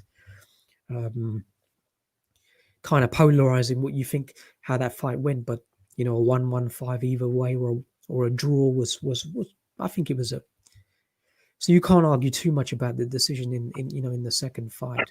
But I can. No, but Murata, who's fighting 160 pounds, he's fighting in Japan, and because of the television audiences he's able to accrue, he doesn't really have to fight overseas. We did with Rob Brand, and we saw what happened. He lost, but he went back and avenged it back in Japan. So that's the kind of situation we're getting, and I think it's kind of debilitating to boxing as well. A lot of the fighters are now resorting to money and remaining within their networks rather than taking on the challenges because they don't want to get fucked over on the cards. So Eddie Hearn was more interested in talking about promoting Canelo Alvarez than Callum Smith, his own fighter, who was almost relegated into sort of obscurity. So we can clearly see where Eddie Hearn thinks Canelo is still the goose that lays the golden eggs. So that's the kind of horse that Eddie Hearn is backing going forward. But I don't know. Yeah, but yeah. So really great points about where Canelo is standing with DAZN, etc., and his his backing power. I kind of asked that question because although I thought myself, yeah, there surely is also the reason. To protect now once he's not with Golden Boy to protect some of his opponents against him. I mean, to give him to give them a fair shake, but also I was thinking that there, because I was comparing it to Lomachenko versus Linares fight, not the last one, but the Linares fight, because that fight was promoted by Top Rank. It was a Top Ranks fight, while still Oscar De La Hoya had one judge in the pocket, because I cannot recall the scorecards, but they were terrible in my opinion in Linares' favor, who was boxing very well in that fight, but official. yeah. Here's the key. I believe. I think although Alvarez hypothetically can now negotiate with the PBC on their cards, but here's the key: DAZN were willing to pay him 33 million. Now he's bypassed Oscar De La Hoya from the equation, so the 5 million that Golden Boy were getting for the cards is gone. So theoretically, he can now get a larger slice of the pizza. But the question is that the PBC, are they really going to be paying him 25, 30 million? Are Top Rank going to be paying him 25, 30 million for a fight? And the answer is clearly no. So I can't see Alvarez fighting on those platforms or on a Fox Showtime pay-per-view. Then only Deontay Wilder got, I think, 20 million, him and Tyson Fury, and Fox Sports actually suffered financial losses in that one. They never recouped sufficiently. So Canelo's in a bit of a pickle now. I think he can only really fight on DAZN because he's not going to really leave a contract where he's guaranteed an astronomical sum, irrespective of who the opponent is. Go independent and now start getting commanding, purses of around sort of 10, 15 million as an independent entity, not having a manager, etc., just negotiating directly with the promoter. So I think we're just going to see Canelo fighting on DAZN. I think he's negotiating directly with them. They don't have a problem with that. They're probably still paying him in proximity to the original contract that he negotiated with Golden Boy. So that makes the question about the G fight very interesting because Golovkin has an equity stake in it. So who's the power broker in that fight? That's the real interesting sort of economical or the commerce aspect in the fight. So yeah, we'll wait and see on that one. Sorry, cover on this card, official or on. I want to say one last thing.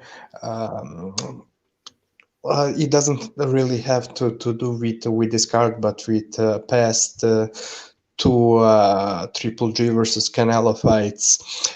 I'm just gonna leave you on this note. First fight out of a poll of a couple of thousand people, 79 to 80%, had Triple G winning the first fight, while I think it was 10% for a draw and 10% for Canelo winning the first fight, or 15 for a draw, Canelo 5%. Then the next fight, the rematch, and although Canelo performed better than in the first fight, no doubt, I still scored that fight 8-4 to Golovkin. And it's interesting, but even the second fight, 50% thought that Golovkin won it, then 40% thought it was a draw, and only 10% thought that Canelo won the rematch. That's all I wanted to say about Canelo Golovkin. Wow. Okay. On that bombshell, let's get over to a fight that I was very, very curious to talk about, because it kind of dovetails into some of the analysis that we've been doing in the background and hoping to sort of disseminate very soon. Now, the fight took place on a simultaneous Showtime card that was also happening on Saturday. Don't quite know the location where it was happening, but where it was on the don't know whether it was on the main event or the co-main event, but it was a fight taking place at bantamweight. The main event. Rodriguez, who was due to fight Nonito Donaire for the vacant WBC 118-pound championship. A lot of our research and sort of video analysis was kind of promote that fight. So it was a bit of massively disappointing, and not only to us but to boxing fans, that fight had unfortunately become cancelled, and a replacement opponent stepped in, and we had another Filipino, Reymart Gaballo, who was very highly touted, and we saw a lot of Filipinos raving on about his power and his speed beforehand. So we knew it was going to be a very sort of an interesting sort of fight, and a good sort of opponent to kind of step in and fill the void of that fight. Rodriguez obviously rebuilding after losing against now Inoue, losing his IBF World Championship, but a fighter I've talked about not only on my channel in the past but also on here. Puerto Rican Orthodox fighter who I think has a very good skill set. A beautiful sort of languid counter puncher who tends to find his range very early in fights, not having to expand on any movement, not having to move around the ring and try and find distance and range, or even utilize his jab to try and land his power punches, but he just has a sixth sense of landing combinations and even counter punching straight from the jump. So great hand-eye coordination, sense of distance and range as well. Had a significant height advantage. Emmanuel Rodriguez, aka Simon Phoenix, it's clearly been shown hairdresser as his Puerto Rican counterpart, Subriel Matias. And Reynard Gaballo, official, I don't know whether you saw much of him before, but Rodriguez had a significant height advantage, but Rodriguez does what he likes to do. He likes to sort of dictate the pace of the fight at his pace, and Gaballo was just falling. He was just literally sort of complying with what Rodriguez was doing. Rodriguez would languish on the sort of semicircle on the outside. Gaballo would try and come in with explosive punches. Rodriguez would counter punch, land 2-3 combinations, and then move off to the side. Gaballo would fall in, and it was just pretty much the same the entire fight. Rodriguez was missing punches, but for every punch that Gaballo was landing, Rodriguez was actually landing 2-3 of them, and he was actually getting Gaballo off balance, rocking him with nice, beautiful left hand, straight left, counter left hands, then with the right hand, sometimes free punch combinations. Really, really nice stuff from Rodriguez. Gaballo's success was intermittent throughout the fight. It looked like he definitely had a bit of power, a bit of explosiveness, trying to get underneath, Rodriguez punches, but no real ability to try and, with somebody like Rodriguez, you've got to upset his rhythm. If he's fighting at a specific pace, then you've got to put pressure on him, try and destabilize him, try and get up and close against him, try and get inside the pocket, try and get on his chest. And that's what Reymart has done in the past when he's been knocking out all of his other opponents. Get on the inside and just sort of wail away with head and body punches. Something, Rodriguez was having difficulty with Andrew Maloney in the second half of the fight. So clearly, what's going to upset him. But he didn't really implement any of that, and he was prevented from doing so by Rodriguez's jab and his counter punching and his combination punching from the outside. So a very comfortable night's work for Manny Rodriguez, but unfortunately we saw a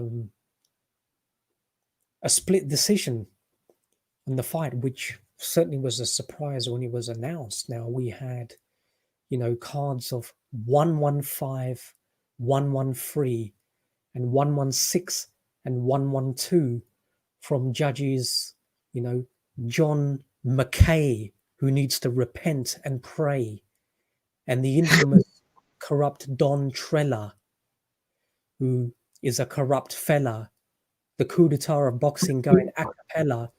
But, one of the judges gave the fight, I think it was a 118, 11, what was it, a 118, 11, 110, possibly, I think, from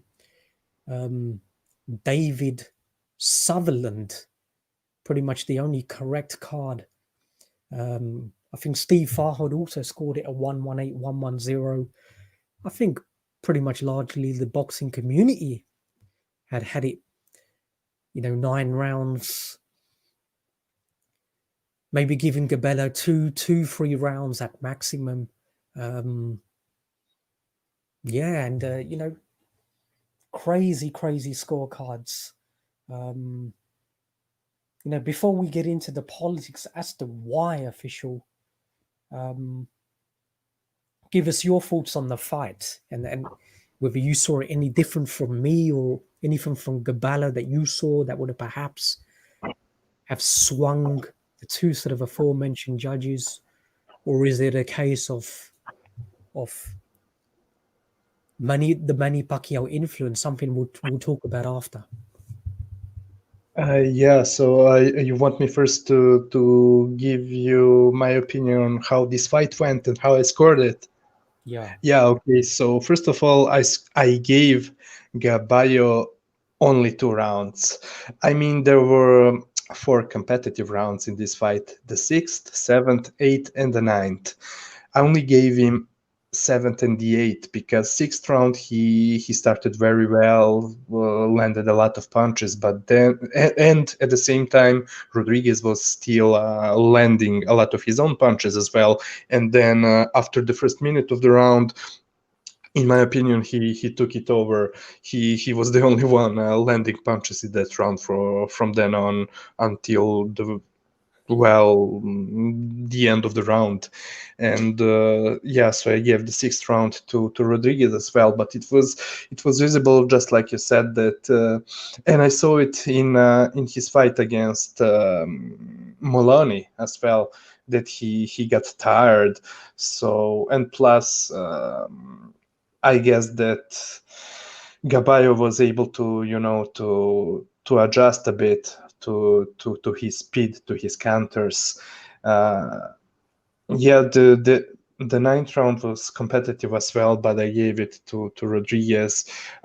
in my opinion, it was a fantastic performance from Rodriguez. And in fact, look, funny enough, today before the show, I was listening to some of your older videos on your solo channel. So mainly Triple G versus Canelo rematch review of yours, as well as Inoue versus Rodriguez. And it's funny how well both of your videos stood the test of the time, because you were so spot on. You were saying about Inoue. I mean, Rodriguez in that fight against Inoue, he was overconfident, and yeah. But what I'm trying to say is, people don't even know how good Rodriguez fighter is. He's amazing talent. I come to since I started doing my breakdown on him for the fight against Donaire that didn't happen in the end. I was amazed by how good he is. He's a really nice counterpuncher and boxer, like you said, handed foot coordination, counterpunches, the explosiveness, the timing. Really beautiful fighter to watch, and some people don't even know how good of a fighter Inoue was fighting in Rodriguez. Yeah, so really wonderful fighter. And 2 days before the fight, I told you that I'm about to watch the fight, and you told me not to spoil it for you. So you finally watched it the last night, and you told me I'm about to watch it and have a dinner at the same time. And I was like thinking to myself, man, I should I should tell him to watch it on an empty stomach. At the beginning, I was feeling so sorry for you, because we were talking. I mean, I asked you, have you seen the fight yet? You said no, I'm about to watch it, and I was. And you already started talking to me about the Rodriguez Donaire fight, how they're going to fight next, and I was like feeling sorry for you, man. I now realize, official, because you were very reticent and you were very careful in your comments not to sort of intimate to me that, yeah, he got fucked over on the cards. You kept your answer so short. I gauged straight away there. Something is up. Oh, okay, because first of all, I was like, damn, I feel sorry for the fella, and then I started laughing to myself for half an hour. I was imagining you, eating your dinner and dropping your jaw after hearing the scorecards. Yeah, it was so funny to me. Yeah, but man, Rodriguez. I tell you what I was going to do, officially. I was going to shave my head, my blonde tints, especially. I was going to grow a ponytail or something. Man, because right before the fight, right before you watching the fight, you were so. You were very animated about what's next for Rodriguez, and would they schedule Rodriguez versus Donaire next? It was so funny. Yeah, but one thing. So first of all, yeah, we are going to do. Hopefully, I don't know. Well, being the result that we got from this fight, I don't know if and when the Donaire fight is going to be scheduled. Yeah. In Donaire and him, but we are surely going at some point. We are going to do a breakdown video, either on both Donaire and Rodriguez, or only on Rodriguez. But I want to tell people that man, really, that the breakdown on Rodriguez, it's gonna be a classic. And I saw many interesting things about Rodriguez. Now, I don't want to spoil too much, but I'm gonna give you all one gem, mainly because I fear that okay, the other most of the other channels are not able to pay that much attention as we are able to. So, but I'm like, I want to make sure that we are the first one to talk about this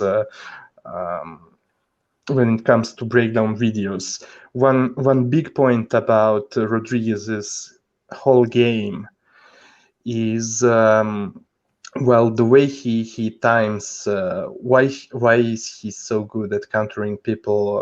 The opponents. And so it's because he times their footwork, and how he does it. He does it by standing outside, way outside of their range. Yes. And if you notice closely, most of the times he isn't even looking at his opponent's head, shoulders, torso. No, he's looking downstairs. So that's how, because during my breakdown, during my analysis of his fight against Maloney, I was wondering how he was able to time him so well coming in, because Maloney wasn't really he has a nice punching technique. He doesn't really, at least in my opinion, he doesn't really telegraph his punches, except for he started being too predictable by coming in the same way, feinting with the right hand. Feinting a jab with the right hand and then throwing the overhand right. But even without that, I was able to see him looking closely to Maloney's lead foot, and the same thing was happening throughout this whole fight against Gaballo.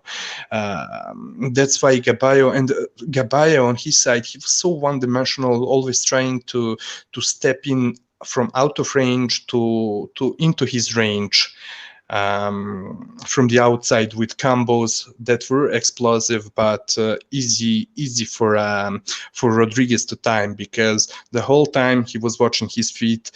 He was looking for that sign for Gaballo to make that step with his lead foot, and that's how he's firing his punches straight, his counters.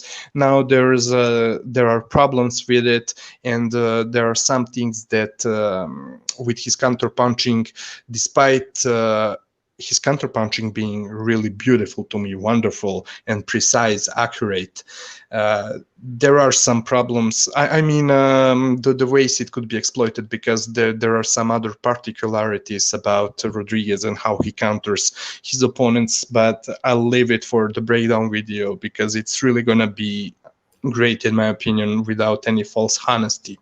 But I scored the... Go on.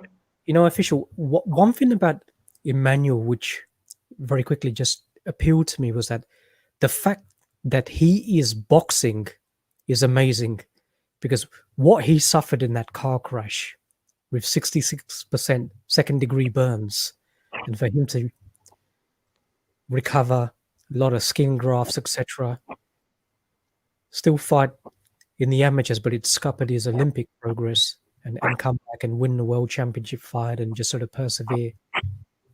That says everything to me. That's one of the reasons what sort of gravitated me to him. Oh, I didn't even know about it. I think I may have heard about it just briefly by the commentators, I think, in the Maloney fight, but I was not aware of it, how serious it was. I was completely unaware of it. Yeah. For somebody to come like that, plus, us, I mean, we like the sort of fighters that are just totally obsessed, that are just not even picked up or recognized or appreciated by anybody else. We know there's a lot of fundamental flaws with him, but there's a lot to admire as well. So, and it's a pity that sort of crossroads fight, championship fight with Daenerys wasn't happening. But before it gets, sorry, did I interrupt you, Fisher? Did you want to conclude? No. Oh no! I pretty much said everything. I was, I think. Let me see my notes. If I wanted to say anything, I wanted to say a couple of more things, just really briefly about the fight, just before we go on about the possible reasons for this robbery. Yeah, absolutely, because that was the reason. Well, I guess official and myself have been kind of speculating and posturing and brainstorming on various reasons as to what precipitated this atrocious decision with Gaballo. We know is a Manny Pacquiao fighter, a young fighter. Sorry for cutting you off, but I want to just say a couple of things about the fight itself before we go into it. So, Okay. Oh, sorry. No problem. So yeah, you were completely right about Gaballo being visibly shorter than Rodriguez, and of course his size and his reach. His longer reach helped him, but not only because of that, his jab was looking better for not only because of the difference in the size, but I do think that his jab was more powerful, it was harder, it was even more snappier than I saw him in some of his other fights, partially because he was easily timing Gaballo jumping in, but not only because of that, but really even when Rodriguez was the one stepping in with a jab, initiating the exchanges with a jab, it was looking really great, and he was also deadly with snipering him with a straight right after a lateral step. He would take a small lateral step and just quickly, right almost at the same time of taking that lateral step, he would fire amazing straight right, very accurate, very, very explosive. So I like those straight punches from him. They were really great. And yeah, whenever he was using the lateral movement, which is, by the way, another thing that is so amazing to watch. Another reason that it was so amazing to watch Rodriguez. And one more time, extremely good timing, especially with his straight punches, and as he never telegraphs them, and great snap on them, great quickness. Man, amazing fighters. So that's all I wanted to say about the fight. Go on. And he changes it. He drops his lead hand, gives that eye feint, then comes back with that straight right. Sometimes he right hooks. Great catch. Yeah, and that's what he was doing when Gaballo tried to change. Gaballo tried to feint a little bit, tried to give him a few foot feints as well. But Rodriguez does that. You mentioned it, looking in one direction, completely the wrong direction, then literally dropping his lead hand and then coming back with the straight right hand. There's a lot of sort of subtlety, but he's not that. We know he's not that expansive. There's no exaggerated movement. He's not going to switch stances too much. Not going to throw a prodigious number of punches. Tends to be a front runner, start fast and try and sort of consolidate that lead. And there was a little bit of criticism in the Paul Butler fight, but he tends to go into sort of cruise control. And that was one of the reasons why I think Maloney was able to come back, use good pivots, target his body to slow him down and try and come on strong. But Rodriguez came out with one major push in one of the latter rounds to, I think, kind of cement that victory. Had it not been that, it would probably could have been a draw, or even Maloney may have got it. So he had to dig it a little bit deep. So there might be, you're right, official, some questions about his stamina. Time tends to be a common trait with somebody who's explosive, counter punches as well. But we'll see what happens, because now where does he go now? He's back in the abyss, in the wilderness with this second defeat. If the WBC had any credibility, they would order a rematch, but we know that is not going to happen. Manny Pacquiao has a lot of political clout at 118 pounds.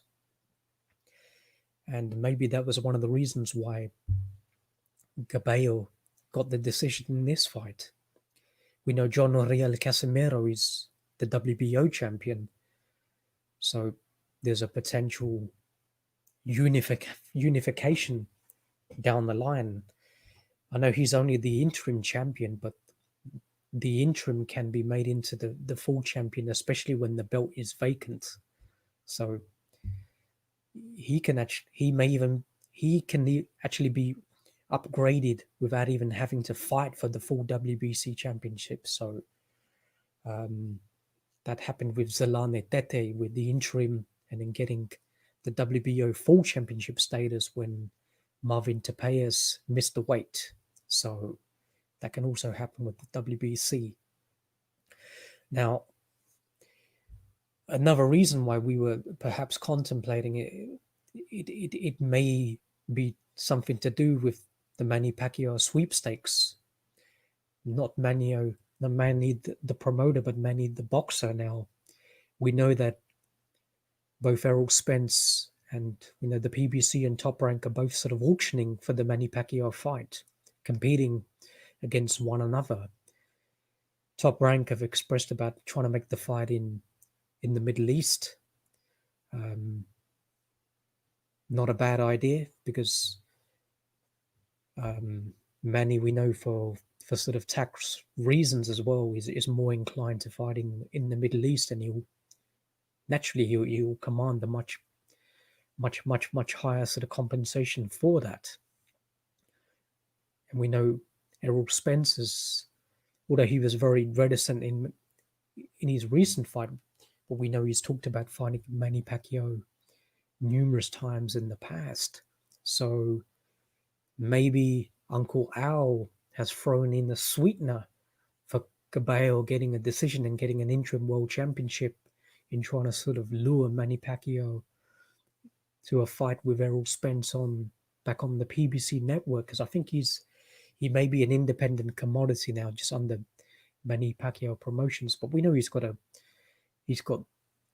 deep relationships with both Top Rank and the PBC, although it's a lot more acrimonious with Top Rank than it appears to be with the PBC, because a lot of his fighters under Manny Pacquiao promotions are fighting on the PBC network, with Sean Gibbons taking the reign with a lot of these fighters. So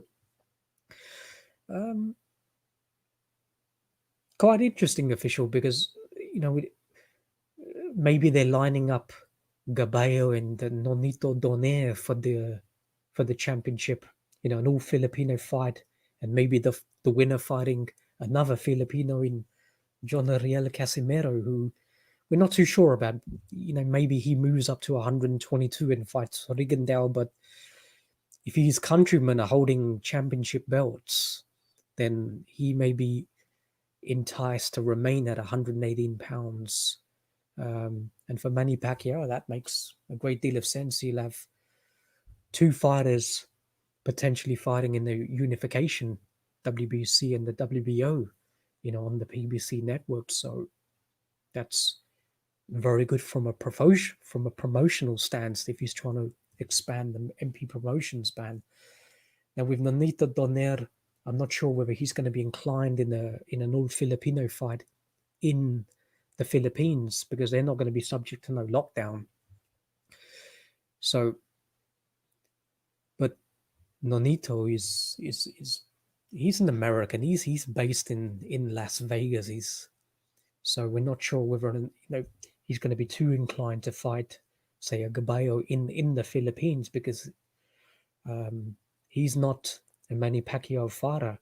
So maybe he's worried about, if that fight goes on the card, what's going to happen, especially after what's happened in the Rodriguez fight.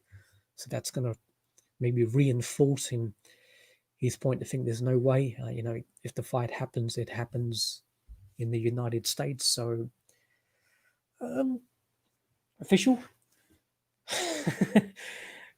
Yeah. Trying to second guess the corruption is always crazy, isn't it? No, in fact, on the contrary, well, this is a real mind fuck. I mean, before I spoke to you privately about the possible reasons for this robbery, I was only considering two things. I completely forgot that there is Manny Pacquiao in the equation. So my first thoughts were that well, that Gaballo is fighting on PBC, and that Rodriguez isn't a PBC fighter. So I thought, first of all, that that was the reason and the sole reason for this terrible robbery. But either that or that coupled with maybe them wanting Gaballo to fight Donaire. But then on top of that, you made great points about Pacquiao, as far as both him being a promoter and but also PBC / Al Heyman throwing in a sweetener to convince him to fight Errol Spence instead of fighting Terence Crawford. Like there are rumors of that Pacquiao versus Crawford fight happening.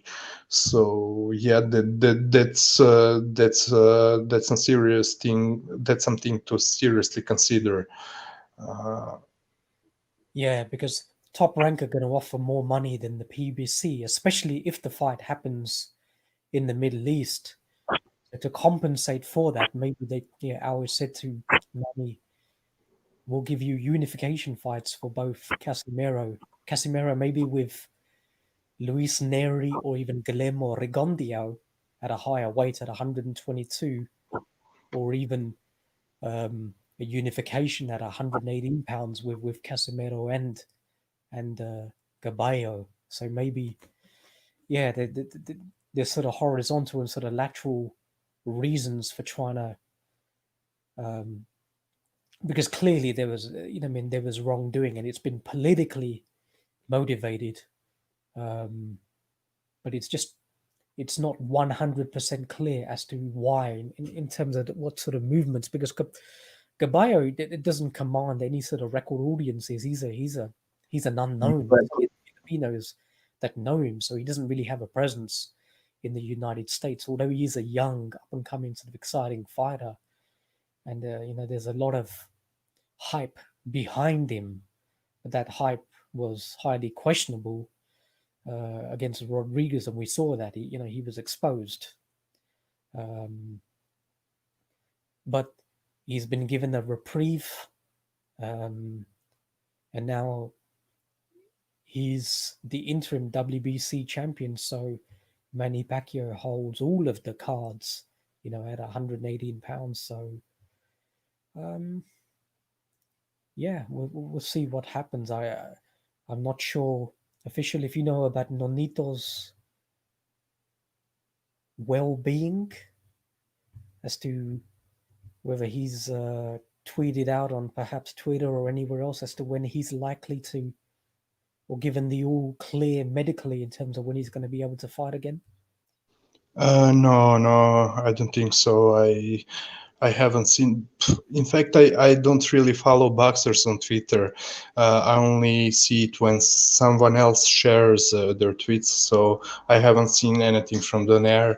I think I only saw Naoya Inoue scoring the fight live and being surprised. How did he score it? Out of curiosity. Oh no! Well, I was not able to understand the Japanese very well, but yeah, he was. I was only able to figure out that he was surprised. You should have fired over his comments to our boy Sid and Amasia in Discord. He would have tried Yeah. you.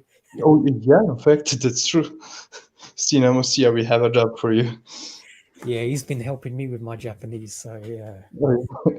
Shout out to Sin. Stay away from those motorcycle gangs. All right. Official. Anything else to cover on this card? Because I didn't see any other fights on this PB with Jaron Ennis, I didn't see anything like that. Anything you want to talk about? Yeah, in fact, I do want to talk about it. Initially, I thought about talking about the Gary Russell fight against, who was that? I forgot his name, Juan Carlos Payano. But I didn't have enough of time to watch it. And then on top of that, I figured out that it was not Gary, that it was Gary Russell's brother. So, but I enjoy Carlos Payano, but I didn't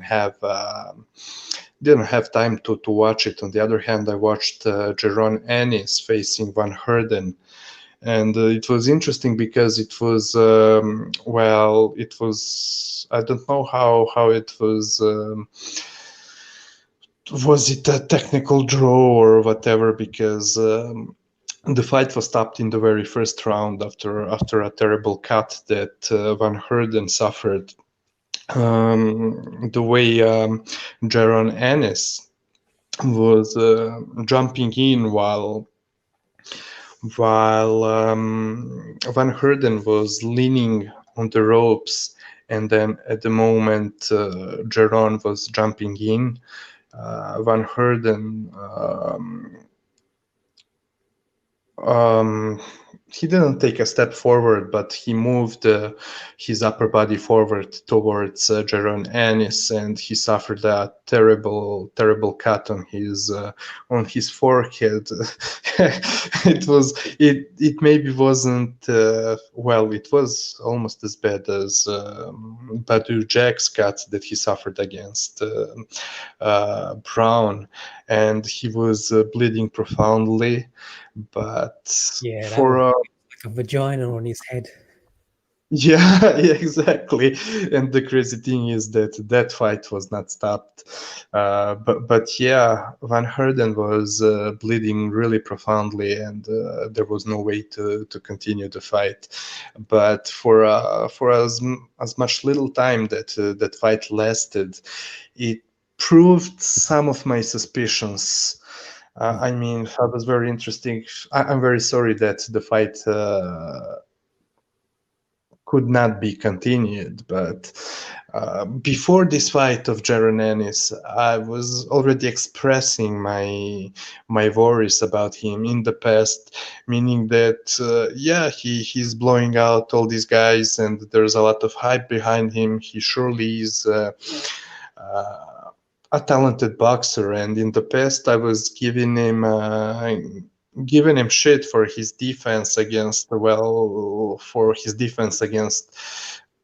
in the fight against that short Russian that he was fighting a couple of months ago, where his defense was looking terrible. Well, the good thing is I saw that he knew that he needed to tighten up his defense. So from that point, it was looking somehow better, but still I was seeing the same problems, because before I expressed that he stays too much in the pocket, and kind of like Crawford and some other fighters, he's while he's in the pocket, he's very open for the counters, for the straight rights, because of those long hooks that he's throwing. Now, it's all good when your opponents are hesitant to throw anything at you because being scared of your power.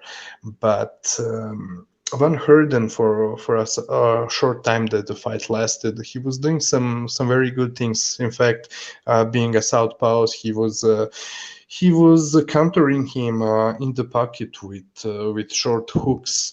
I mean, short right hooks, jab, and also when Jaron Ennis was stepping in the range, from jumping in from the outside, kind of carelessly, Van Heerden was able to pivot out, and I would think that that's another thing that he really has to work on to fix, because when he's jumping in that carelessly from outside of the range, I mean, it's easy to check hook him, and yeah, in the pocket, fighting in the pocket, being so worryless about the possible counters.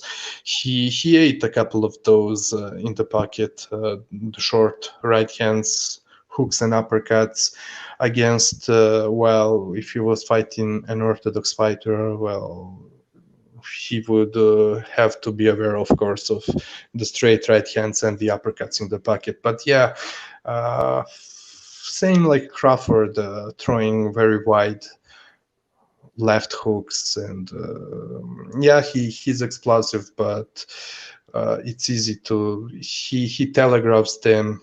He throws them too wide.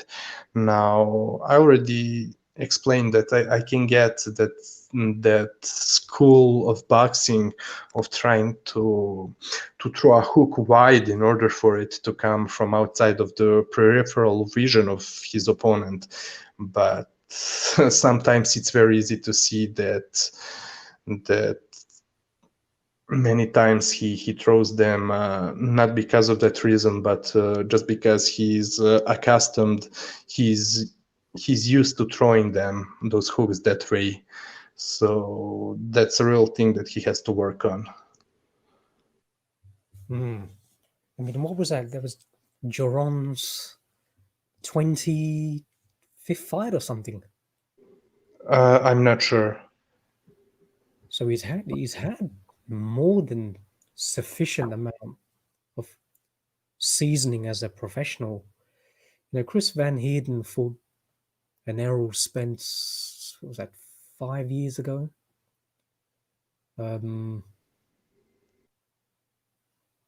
So in terms of the opposition in which how has been progressing him, doesn't seem to be anything robust, anything that can really test him for somebody who a lot of people are talking about has some sort of prodigious level of skill and talent. He's very good, I have no doubt about that, but we're just almost getting into that same PBC Deontay Wilder mode of you're just fighting nothing but inferior opposition over and over again, and then you have a sudden massive jump up in class if you're fighting then a champion, or if they put him in the ring with somebody like, hypothetically, or a Sean Porter or somebody like that from, you know, the Van Heerdens and all of these fighters. You know, it's a massive gulf in class, and that's not advantageous for somebody like Jaron. So whether it's, I think he has some sort of third-party promotional with the PBC. I think he's got a different, his rights are owned by somebody else. I'm not sure exactly who it is, whether it's Star Boxing or somebody, and that could be. But the matchmaking to me doesn't seem to be right, and that's my concern going forward. Any thoughts on that, official? Yeah, well, from what I remember, I do think he has, or at least he had up till recently, some well, low-level promoter that he's been fighting with, and I think that maybe he's in the court currently, or maybe it finished. I don't know. I'm not sure, but yeah. So it's a very good question. Is it the case? Is his poor matchmaking a case of of a shitty promoter, or is there some problem with him? Maybe his chin or something like that. It could that. be like the Artur Beterbiev situation with Yvonne Michaud. Oh yeah. So, good point. Good call. Beterbiev complaining that he wasn't getting regular fights, etc. Hence, you know, an acrimonious sort of court settlement. Maybe the same as with Ennis. He's disgruntled with his current promoter, so maybe they're predominantly doing the matchmaking, and it could be a lot of frustration. So yeah, difficult to attach any blame if it is the latter reason. But the talent is there, and he's still very young. He's got the skills, definitely, and I don't know whether he can remain at 147 because he's what, 5'11" or something, 5'10", 5'11". Definitely a big guy. Well, officially 5'10", but yeah, he's a big guy and he looks big in the ring. Yeah. So yeah, and he's 23 years old. Yeah, right. So he has more to grow. Fine. All right. I didn't see, as I said, I haven't seen this fight. I'll have to go back to it. Any other fights on this card? Official? You want to talk about? Hold on, let me see. At least I haven't seen the other fights. Those were the same too. Anyways, the other fights were shitty anyways, so. We know Ilinga Makabu was fighting one of the most interesting characters in world boxing. I didn't see the fight at all. I'm not sure whether you did. No, I didn't neither. I wrote to you and Shep in the chat that I have to see that fight too. Okay. That was the one I missed. Yeah, there was interesting characters making their defense. We had a very talented Filipino, Marcial, who was a medalist in the World Championship, Asian Games as well, and he turned over professional. I know Diego was talking about him to me a number of months ago. Good performance. Good. Shout out to Diego. Sorry, go on. Big shout out to Diego. He's probably diving somewhere down the coral reef, enjoying. And watch out for them. Watch out for them sharks with sonar. They'll find you eventually.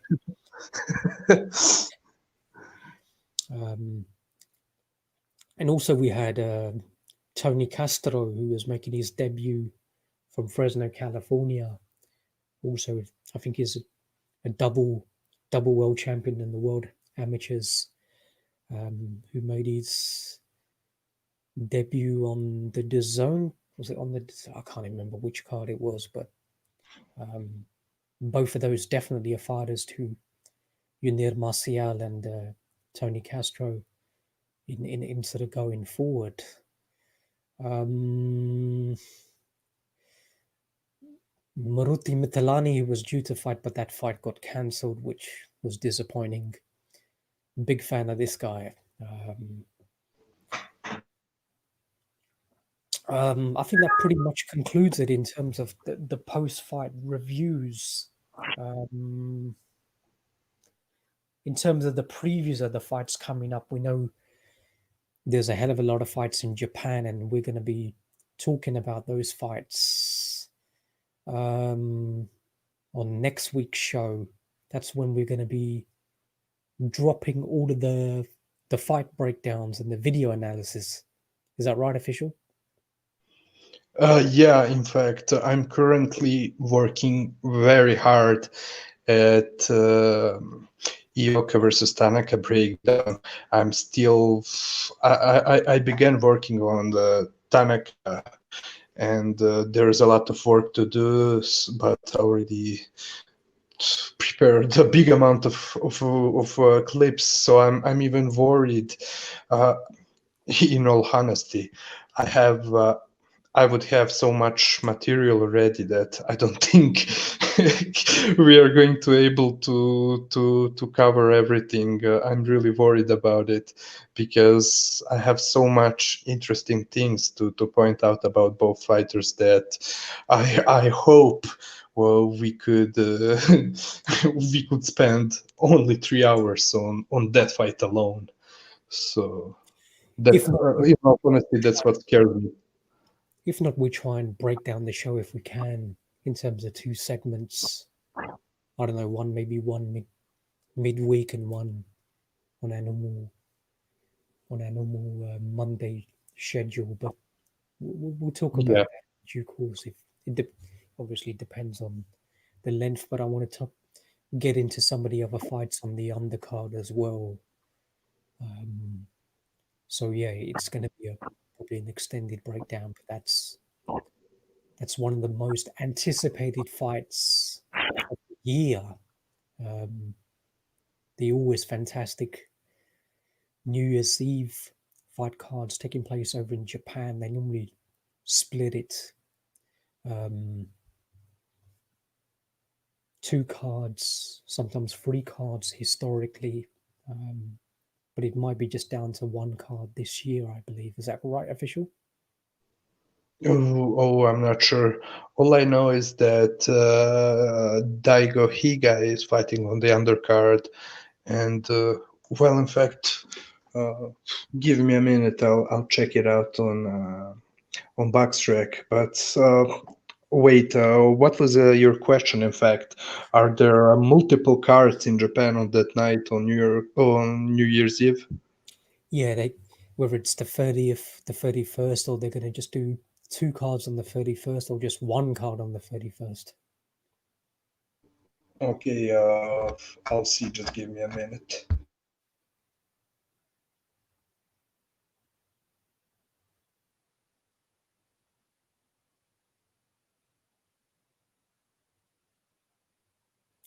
Also, we got a fight announcement on the DAZN card with definitely, for me, the best fight, arguably, that you could have possibly have even made. And we're seeing the long-awaited rematch between Roman Chocolatito Gonzalez and Juan Francisco Estrada. That's going to be a unification which will be significant for Roman. Probably the one thing that he hasn't achieved in his illustrious career thus far. And Estrada has already been a unified champion before, but now he has the opportunity to avenge the one remaining defeat on his career who he hasn't avenged the defeat against. And so we're going to see the WBC, Ring Magazine, WBA championships on this one.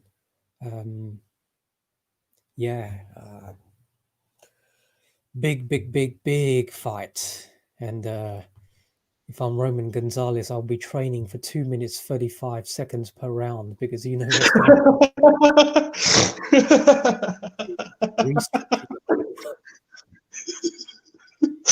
Sorry for that. God. Yeah, you're gonna have to almost fight like women's boxing 2-minute rounds, man. Yeah. But by the way, on that DAZN card, on Triple G undercard, there was one round.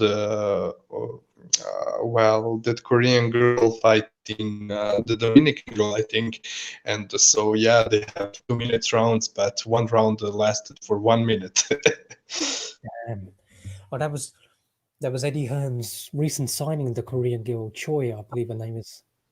Oh yeah, so interesting. Yeah, he's made a lot of signings in that division, so that's the fight I'm gonna have to go back and watch as well. But if it's only a minute, then no problem. But the thing is with that round, with the round that I'm talking about, it was ended after 1 minute. But what was happening? The Korean girl wasn't in the trouble. It was her opponent that was in the trouble. So but it was. I don't know what's the reason. Is it just a honest mistake or not? But it happened 1 minute round. So by the way, I'm on Boxtrack, and from what I'm seeing, it looks like the New Year's Eve card is the only one, because on the 27th of December there are 2 minor cards in Osaka, but on the 26th of December, there is Masayuki Ito fighting Hironori Mishiro. Okay. And that may be interesting, but it's a 10-rounder. But it looks like it looks like Ioka versus Tanaka is the only real card, and yeah, so on that card also Daigo Higa will be fighting Yuki Kobayashi, and two fighters I never heard of. Two prospects, Yuki Nakajima and Toma Kondo. So those are three fights listed for that card for now. Okay. You were mentioning something about the betting opening up on Ioka and Tanaka on Pinnacle. Remind us what they were again. Yeah. I'll give you. Wait for me to go to Pinnacle. Oh fuck! I don't know if I. Can you hear me? Yeah. Oh, okay. Because I was worried. I thought that I stopped streaming, but no, it's all right. Yeah, so I think it was 2.5 for around that for Ioka and 1.5. Oh, so it changed. Yeah, because earlier today when I was checking Pinnacle, the odds, the decimal odds on Kazuto Ioka were around 2.5. Now they're 2.6. And okay, the odds on Tanaka stayed pretty much the same, 1.53. So yeah, I was kind of surprised. I know that Tanaka is younger, and most of the people are giving him the advantage versus Ioka, but I was kind of surprised at that odds. I thought they were going to be closer. I don't know. For you briefly touched that subject about the possible outcome of the fight on one of the previous episodes. So I don't know what are your thoughts. Oh, I think the odds are gonna. I think they're gonna deviate, and I think by fight night, I don't think we're gonna get a 1-to-1 parity, but I think they're gonna be reasonably close enough.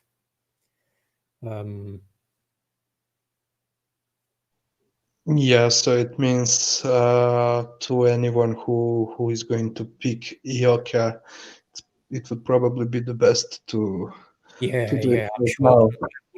he's looking at those odds and he's liking what he's seeing on Who the starting position on Ioka. who that? Mark Unrivaled. Oh Sure. yeah, yeah, yeah, and He's not a bad chap. It's going to be one of those fights. So, yeah. yeah. So We'll, I'm a little bit tentative and reticent to really get into this one because we're gonna be obliterating people's diaphragms with so much information on this fight in due course. So, definitely, yeah. We don't want to kill him just yet. yeah. But all right. Next week, official. Is there anything next week of any significance? I don't think there is anything. I was surprised when I checked it. Yeah. Yeah, literally. I mean, today we are 21st, 22nd. Yes. So the next week, it's hold on, give me a second. It would be 26th, 27th. But no, there is nothing. Only only Kazuto Ioka and Tanaka. Good. And let me check the other, but I don't think no, nothing. Hold on. Oh, hold on. Yeah. So in fact, January the 30th, Beterbiev versus no, oh no, it's on January. Yeah. What the fuck I'm talking about? Yeah. So there's nothing else. No problem. Yeah, we also had Tim Zhu who was fighting early on as well up against some domestic rival. But I was surprised the odds they were giving on Tim Zhu to knock out this boxing novice. It was yeah, they were literally the speculators in Europe were just literally throwing away money. Yeah, Yeah, it was shocking official. I was like thinking, Zoo has got to be at least, and you're not going to get, 8-1 on him stopping, or you're going to get about 8-1, for him against, to knock out this guy. But it was almost down to like a 5-2. I mean, a 1-3 position on a knockout, and I thought that was very, very generous odds. So a first round stoppage kind of vindicated that process. So yeah, anyway, but I think that'll pretty much do it in terms of all of the post fight reviews and the previews and the big fight announcement for March 13th. Anything else you want to get off your chest, official, before we call it? No, not really. I think so too. So yeah, we spoke about everything we had to talk about. I would just say, guys, share the links if you can, if you want to support the show. You know very well that Corruption and myself, we are not.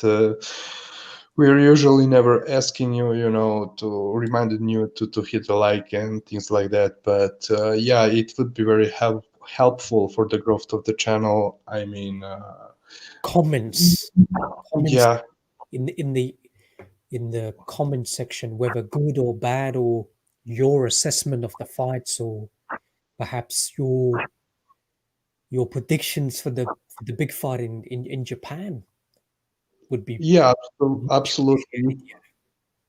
Absolutely, if you want, you can take a piss on us in the comments, but please do it. Yeah, so we welcome the controversy. No problem with that. But yeah, well, my main point is, man, many of us are unsatisfied, dissatisfied with many of the boxing streams. I know very well it's also the case for many people in the chat room. So if you want to support the people who are keeping it real, so yeah, if you don't mind, share, hit the like and all that good thing. And but first and foremost, thank you for staying with us. It's much appreciated. I mean, it's a very young show. We are just a couple of episodes in, and your support is really, really meaningful to us already. For all of you following us, either during our live streams or listening to it afterwards. Big thank you, and see you the next time. Corruption to you. Yeah, absolutely. Massive shout out to all the people that joined us in the live for the live stream on a Monday night, and a good day to do it, given the all of the Sunday was for all of the Canelo fanboys, so all the key real fans do it on a Monday. So big up to, massive respect to the Shepherd of Sons, always here, always persevering from minute one right to the end, credit to him. Shout out to Mateus as well. Shout out to B Space we had only on. OG Boogie, good to see you here, my friend. Philo, we had the Troll Network. We had a couple of new guys I haven't seen before as well. Exactly. Chad's Food Gallery. We had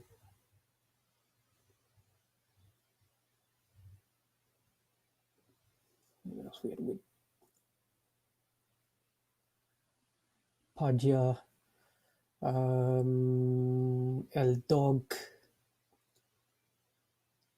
Triple J, shout out to you, SSB, Johnny Boy, hope you're well, Reverse Lee,